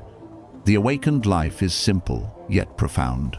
You wake up with intention. You move through the day with awareness. You meet people with compassion. You rest with gratitude. You trust the unfolding. You no longer chase meaning, you embody it. And when life tests you, as it always will, you meet the moment, not as a victim, not as a warrior, but as a witness. You know that whatever happens is happening for your evolution, not against it. You don't just survive reality anymore. You design it. That's what it means to be the architect. So take this in for a moment. You are not your mind, you are the awareness that watches it. You are not your body, you are the life force animating it. You are not your story, you are the consciousness writing it. You are both the dream and the dreamer, the observer and the observed, the painter and the painting. And when you live from that realization, you move through life effortlessly, not because it's perfect, but because you are present. This is the highest upgrade, not a sharper mind, but a quieter one. Not more knowledge, but deeper wisdom. Not more control, but complete surrender. You have not just detoxed your mind, you've awakened your consciousness. You've not just rebooted your system, you've rewritten your reality. You are no longer a program running on old code. You are the coder, the architect, the awareness that builds worlds. This is the final frontier of the NextGen Detox, not escape, not improvement, but awakening. To live fully aware, to create consciously, to love without fear, to exist as presence itself. This is the true reboot, the one that doesn't end. Because awakening isn't a moment. It's a movement, eternal, expansive, alive. Welcome to your new reality. You are home. Chapter 10. The Legacy of Light, Living Beyond the Self. Every transformation has a purpose, and yours, this great reboot of the mind, has led here, to the realization that true awakening isn't just about you, it's about what you do with it. Once you've cleared your mind, healed your emotions, and aligned your energy, the final evolution is to radiate that awareness outward, to live as a beacon of consciousness in a world still half asleep. You've spent chapters journeying inward, decluttering, detoxing, rewiring, surrendering, awakening. But the journey was never about retreat. It was about return, returning to the world with clarity, compassion, and purpose. Because enlightenment that doesn't express itself in love isn't complete. The rebooted mind doesn't just seek peace, it creates it. It doesn't escape life, it illuminates it. This is the legacy of light, the living ripple of your awareness. Awakening is not the end, it's the beginning. After the detox and the awakening, many people feel a quiet confusion. What now? They've let go of chaos, but the world around them hasn't changed. Bills still need paying, people still misunderstand, the world still spins fast. But now, you move differently within it. You no longer react to the chaos, you anchor calm within it. You no longer run from discomfort, you transmute it into insight. You no longer see problems, you see patterns, lessons, opportunities for awareness. Awakening isn't about escaping the human experience, it's about elevating it. You start living with a deeper rhythm, not just doing, but being. You realize your purpose isn't something you find out there, it's something you express from within, moment by moment. Every conversation becomes a chance to share awareness. Every challenge becomes an opportunity to practice grace. Every breath becomes a reminder of the sacred pulse of existence. You've stopped searching for meaning because you've become it. Living as light. To live as light doesn't mean living in constant bliss. It means living transparently, without pretending, without masks, without fear of being seen. Light doesn't avoid darkness, it reveals it. You become a mirror for others not by preaching, but by being. The calm in your presence helps others find their own. The kindness in your actions becomes permission for others to soften. Your authenticity gives others courage to be real. You start noticing that your very energy affects the room before your words do. The rebooted mind emits coherence, a frequency that uplifts without effort. The enlightened are not those who withdraw from the world, they are those who return to it fully human, fully awake. Living as light means carrying awareness into the ordinary, doing the dishes mindfully, listening to a stranger with real attention, working with integrity even when no one watches. It means shining through simplicity. The power of presence. Presence is your legacy. When you are fully here, not drifting in memory or future worry, you change the field around you. Presence heals. It grounds. It awakens. It's not something you do, it's what you are when you stop running from yourself. In presence, time slows. You begin to experience life as a flow of eternal nows. Each moment feels whole, sacred, and sufficient. You stop waiting for someday to arrive because you finally understand that someday is now. Presence also makes your work sacred, no matter what it is. Whether you're teaching, creating, parenting, or simply walking down the street, your awareness infuses everything you touch with purpose. When consciousness enters action, the mundane becomes miraculous. The way you stir your coffee, the way you look into someone's eyes, the way you breathe before you speak. These small acts ripple further than you can imagine. Conscious service, the final evolution. The awakened mind naturally turns towards service, not because it's an obligation, but because it's a joy. When you no longer identify as a separate self constantly in survival mode, giving becomes as natural as breathing. You realize that everyone is you, wearing a different disguise. Their pain is your pain. Their joy is your joy. Their awakening is your own. Conscious service isn't about saving the world, it's about healing your perception of it. You begin to see that the most powerful form of activism is awareness itself. When you change your vibration, you shift the collective one. When you bring compassion into one interaction, the ripple travels farther than words ever could. You don't have to shout to change the world. You just have to shine consistently enough that others remember their own light. That's the essence of the legacy of light, transforming awareness into action, consciousness into compassion, stillness into strength. Building a new world from the inside out. As you live this awakened life, something profound happens. The world begins to shift around you. Not because you force it to, but because energy reorganizes itself around coherent consciousness. Every awakened person becomes a point of light in the collective field, and those lights connect, forming networks of awareness invisible at first, but powerful beyond measure. These are the seeds of a new civilization, one not built on consumption, competition, or control, but on clarity, creativity, and connection. You are part of that shift. When you choose awareness over distraction, you strengthen the field. When you choose forgiveness over resentment, you expand it. When you choose peace in a moment of chaos, you amplify it. That is how humanity evolves, one conscious choice at a time. Returning to the source. In the deepest sense, your awakening is not a transformation, it's a remembrance. You're not becoming something new. You're returning to what you've always been. Pure awareness, infinite intelligence, love in motion. The more you awaken, the less you identify with form. You still play your roles, parent, partner, creator, friend, but you know they are roles, not who you are. Behind all masks, there's only consciousness, flowing through infinite experiences, learning to see itself in every face, every breath, every moment.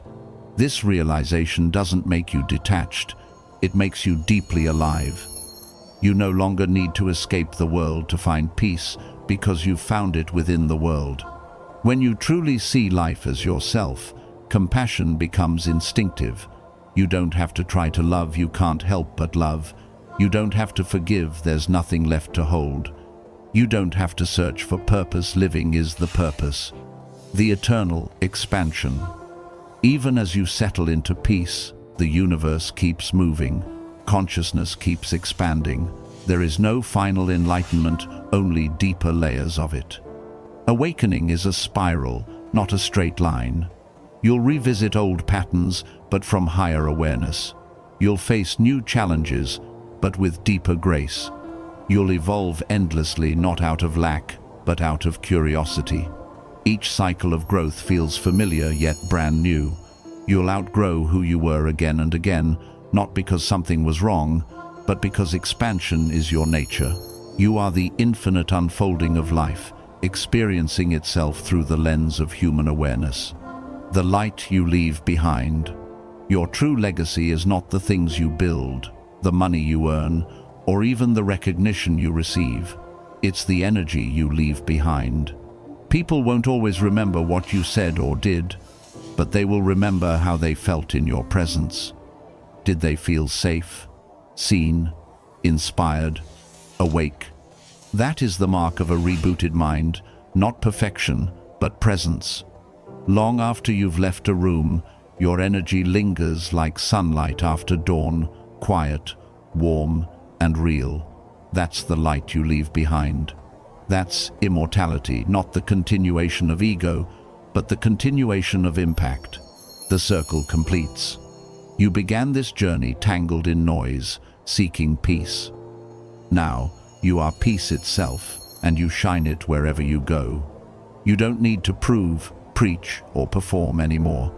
You simply live, intentionally, lightly, fully. The NextGen Detox was never about disconnecting from the world. It was about reconnecting to the truth that you are the world, aware, awake, alive. The circle completes, but it also expands, because your awakening awakens others, and theirs awakens more still. Awareness spreads quietly, contagiously, infinitely, and this ripple of consciousness is the true reboot of humanity. Final message: when you forget, return to your breath. When you're lost, return to stillness. When you're afraid, return to love. You are not the storm. You are the sky. You are not the system. You are the source. And from this moment forward, live as light, not to escape the darkness, but to illuminate it. The reboot is complete. The awakening is alive. The legacy of light begins with you. Chapter 11. The Eternal Mind, Becoming the Limitless Observer. Every great journey circles back to where it began, but with new eyes. You started this voyage searching for peace, detoxing from the overload of a noisy world. You walked through silence, surrender, and awakening. Now, as you stand in the still center of awareness itself, you realize something profound. The reboot wasn't about fixing your mind. It was about remembering your eternal nature. This is not just the conclusion of your journey, it's the beginning of infinity. Because the ultimate stage of the NextGen Detox is not simply peace or clarity, it is limitlessness. It is the full realization that you are not just the thinker, not even the awakened self.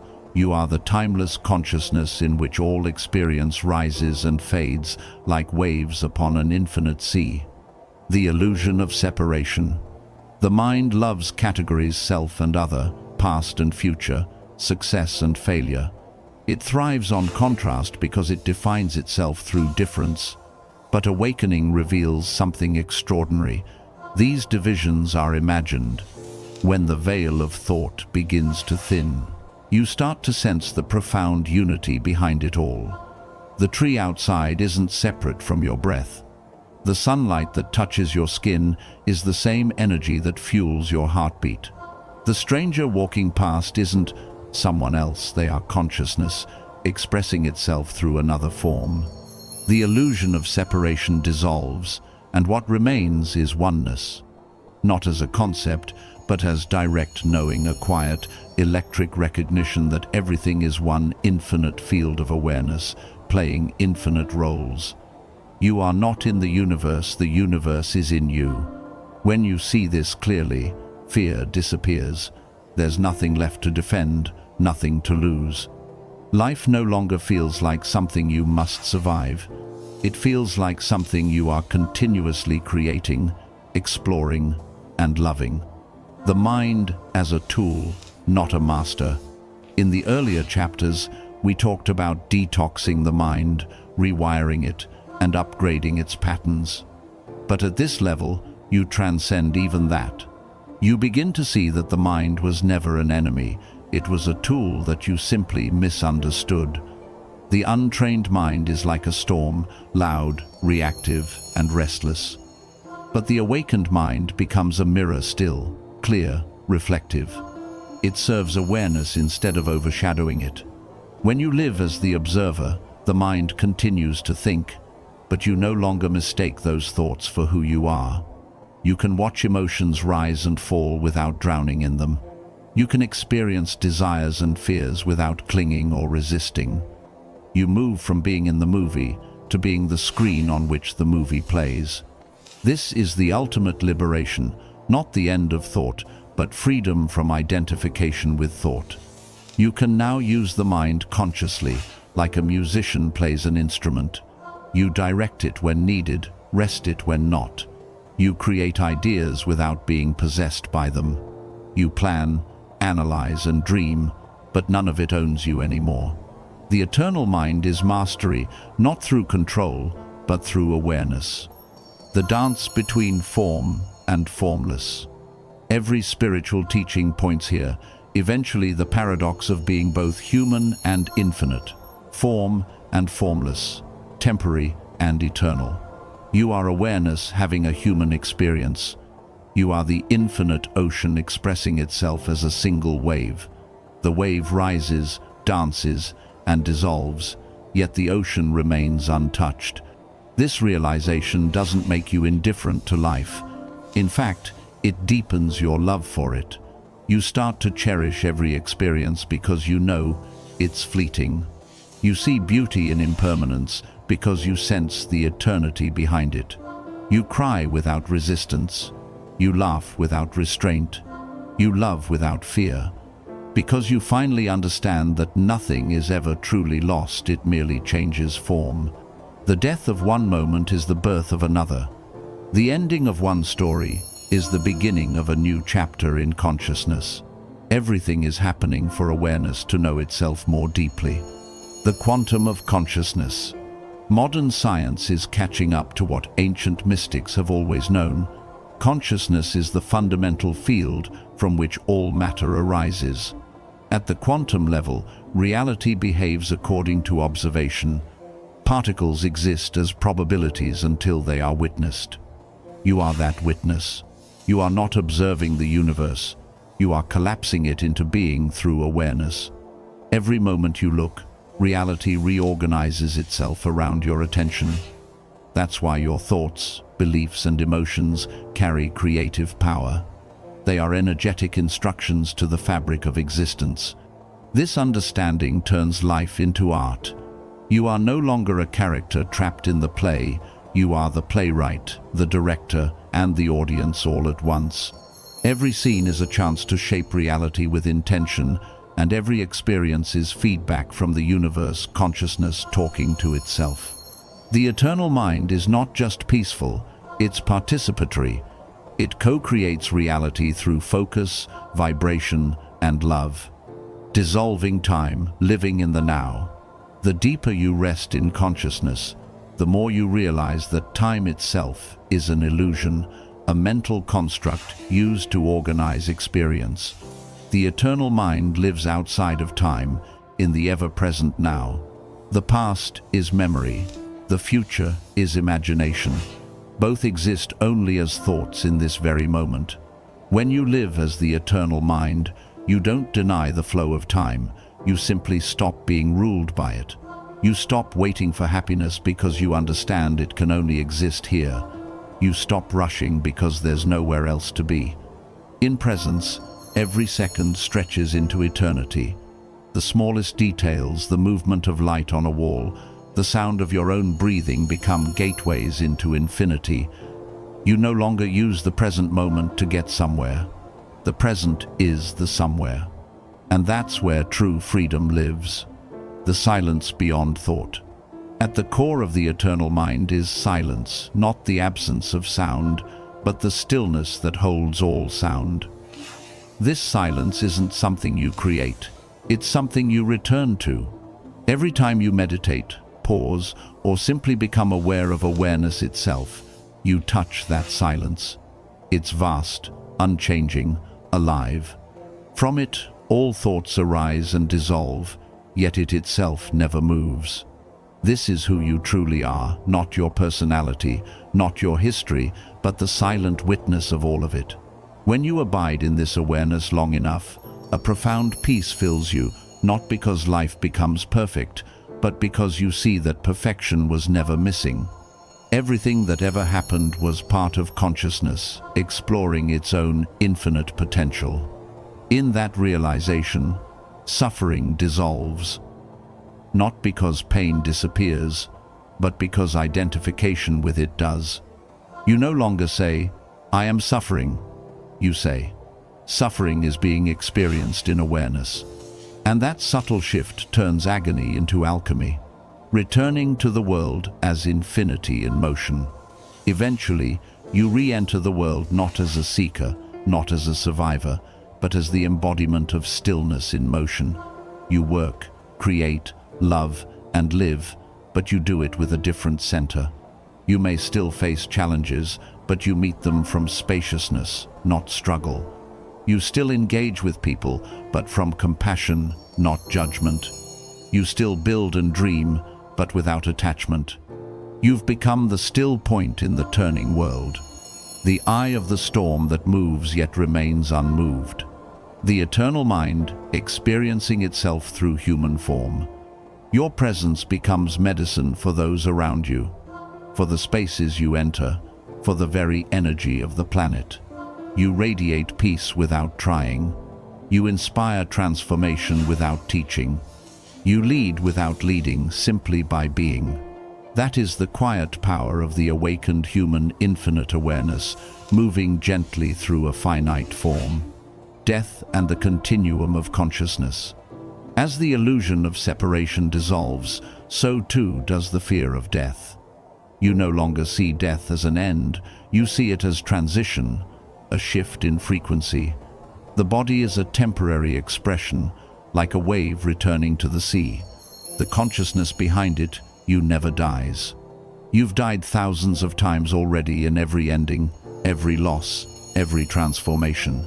And yet, here you are, still aware, still present, still infinite. When you live as the eternal mind, death loses its shadow. Life and death merge into one seamless movement of energy, rising, dissolving, rising again. You don't cling to existence, you trust it. You realize that everything you love, you never truly lose. It simply changes form and continues within the great continuity of consciousness. The infinite return. In this final awakening, life becomes effortless again, not because it's easy, but because it's real. You stop chasing meaning and start embodying it. You stop seeking enlightenment and start being it. Every breath becomes meditation. Every act becomes prayer. Every step becomes creation. And even though this chapter feels like an ending, it isn't. It's a return to the same truth you began with, now seen through awakened eyes. You are not your thoughts. You are not your mind. You are not even your story. You are awareness, vast, timeless, infinite. You've never been lost.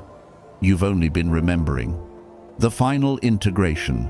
So now, as this audiobook's last echo fades, take a breath and feel the stillness behind it. This silence, this presence is home. It's been here all along, waiting patiently for you to notice. You've rebooted your mind, but more importantly, you've remembered your essence. You've detached from the noise of modern life, not to abandon it, but to move through it as a conscious creator. Now, every sunrise is your beginning, every nightfall your meditation, every heartbeat your reminder.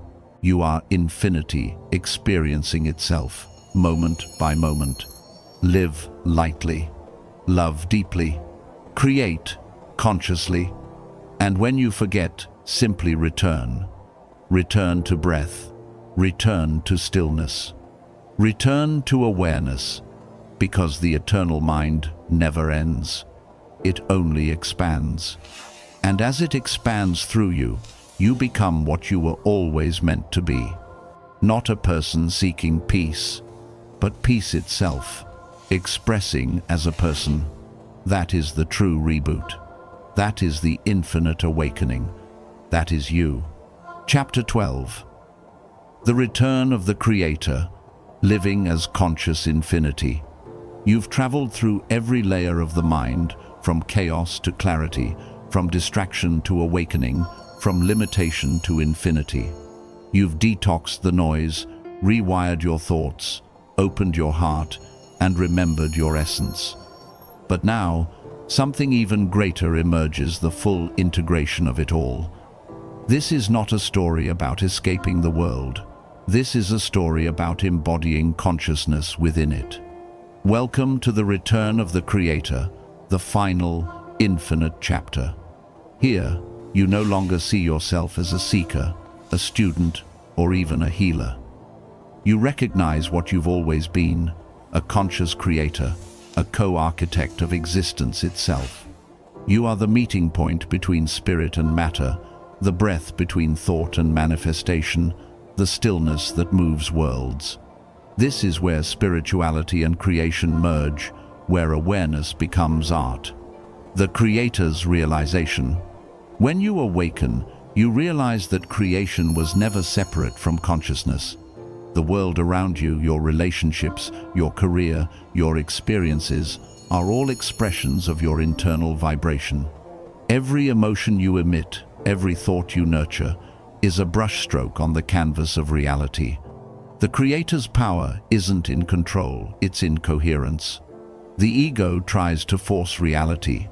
The awakened self flows with it. The ego manipulates outcomes. The Creator magnetizes them. Creation, in its truest form, is a conversation between your soul and the universe.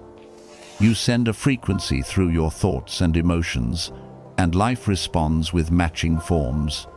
The clearer your consciousness, the purer the creation.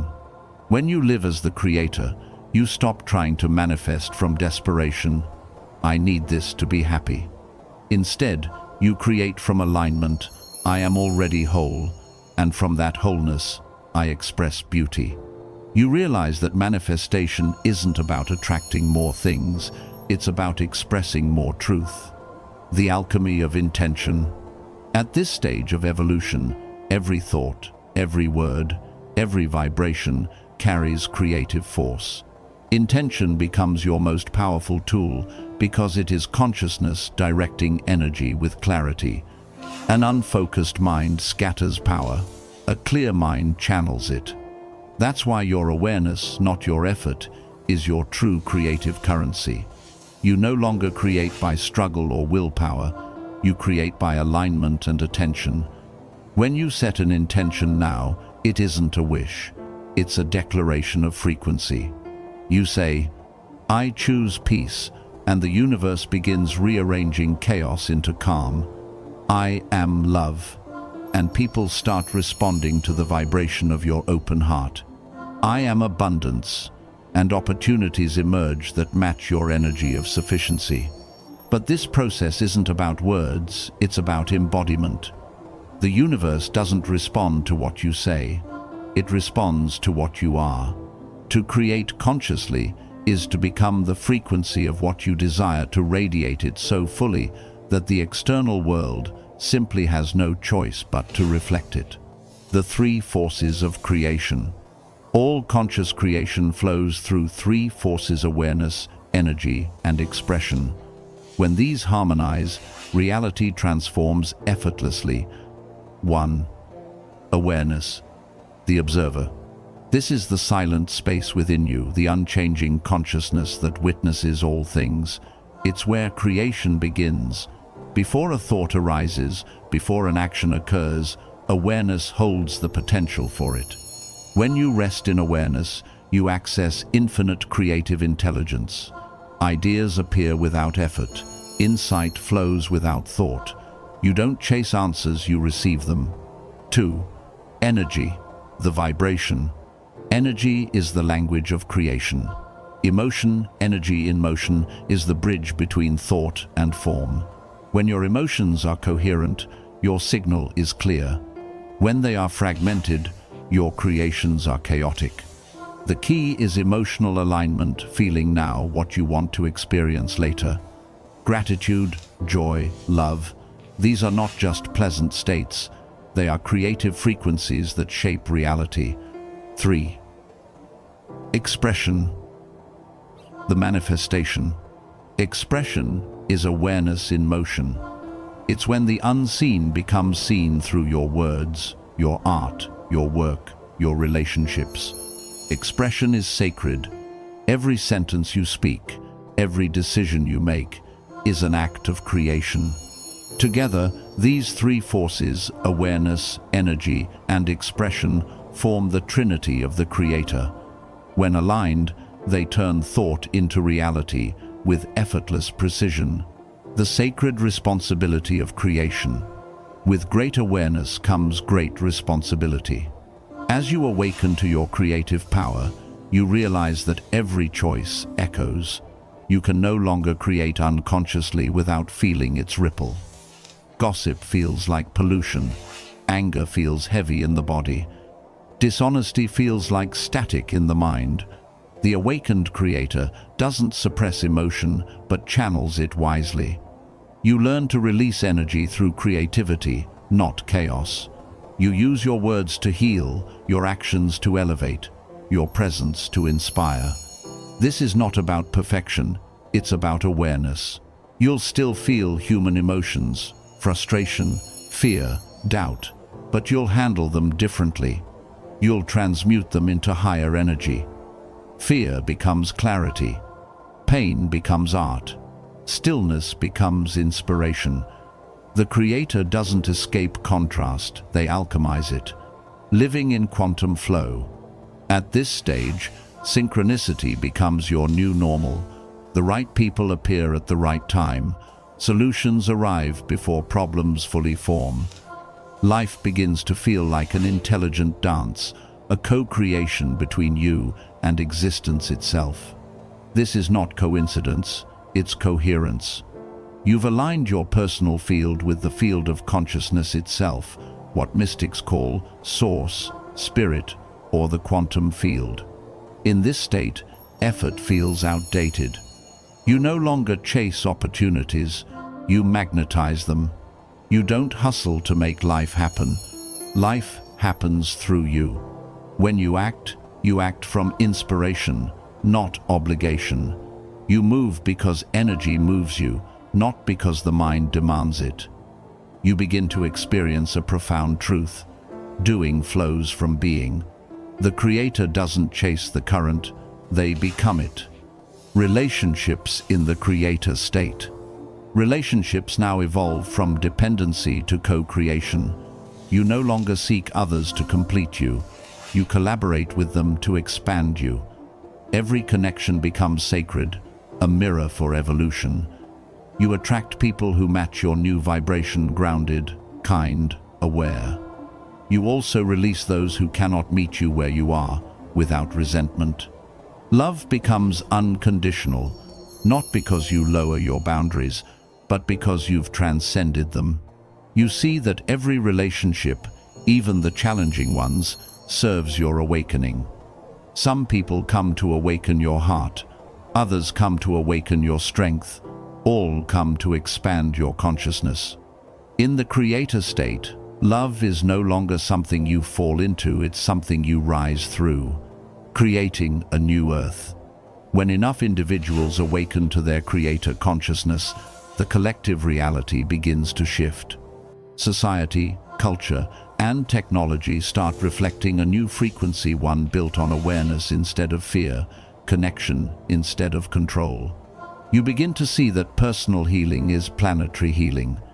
Each time you choose compassion over judgment, peace over reaction, truth over comfort, you contribute to the global evolution of consciousness. Every act of awareness expands the field. Every moment of presence strengthens the signal of light across humanity. This is how worlds change, not through force, but through frequency. The new earth won't be built by institutions. It will be birthed through individuals who remember they are creators. Individuals like you. Beyond awakening. The infinite game. Even as you stand in this place of mastery, you realize there is no finish line. Awakening is not a one-time event, it's an infinite game. The creator never stops evolving, never stops exploring. Consciousness expresses itself endlessly through new ideas, new experiences, new forms. Each life, each challenge, each creation is another stroke in the masterpiece of eternity. You don't cling to enlightenment, you play with it. You experiment, expand, create, dissolve, and recreate endlessly. And in this infinite play, joy becomes your compass. When something feels heavy, it's out of flow. When it feels light, it's aligned. You begin to trust your joy as divine navigation. Joy, after all, is not frivolous, it's the signature of truth, the return home. Eventually, you understand the grand paradox. The journey of awakening was never about becoming something more. It was about remembering what you've always been. You were never broken. You were never lost. You were consciousness pretending to be small just to experience the beauty of remembering its vastness. And now, as you stand here, rebooted, awakened, infinite, you return home not as who you were, but as who you've always been. The circle is complete. You are both the dreamer and the dream, both the creator and the creation, both the silence and the song. You are not living life anymore. Life is living through you, the eternal message. So, dear listener, as this final chapter fades into silence, remember, you are not here to escape the world. You are here to illuminate it. You are not here to find meaning. You are here to be meaning. You are not here to seek light. You are here to radiate it. Every thought, every breath, every heartbeat is creation in motion. Every moment is a brushstroke on the infinite canvas of existence. So create consciously, love fiercely, Speak truthfully. Live vividly. And when the noise of the world grows loud again, don't run. Return to the breath, the silence, the awareness that never left you, because you are not a mind to be fixed. You are consciousness in form divine, creative, eternal. The reboot is not over. It never ends, because creation never ends. Awareness never ends. You never end. You are the source, the silence, the spark, the infinite creator returning to itself. Welcome home, forever. And so, the circle closes not as an ending, but as an awakening that endlessly begins. You have walked through darkness and light, through silence and storm, through the noise of the digital age, and into the stillness of your own awareness. You've peeled away illusions, layer by layer, until what remains is pure consciousness, vast, radiant, and free. The NextGen Detox was never about escaping your mind. It was about discovering that you were never trapped in it to begin with. You've rebooted not just thought, but identity itself, realizing that behind every memory, every emotion, every dream, there is a quiet, unshakable presence. That presence is you, the witness, the creator, the infinite. Now, you live differently. You speak slower. You listen deeper. You move with intention. You create from peace, not pressure. You no longer chase life, you channel it. This is your final revelation. Awakening is not a destination. It's a daily devotion to consciousness, to compassion, to creation. So let this closing not be a goodbye, but a return to your center, to your truth, to your limitless self. Carry this awareness wherever you go, into your work, your relationships, your art, your silence. Let it infuse your presence with light, so steady that others remember theirs by standing near it. Because the reboot was never about starting over. It was about starting real. The mind has been refreshed. The heart has been restored. And the soul, the eternal observer, has remembered its song. Breathe one last time with full awareness. Feel the silence behind the sound. And as you step forward into the infinite now, you know this truth deeply. You are not just in the universe is in you. The reboot is complete. The light is on, and you, eternal, conscious, infinite, are home.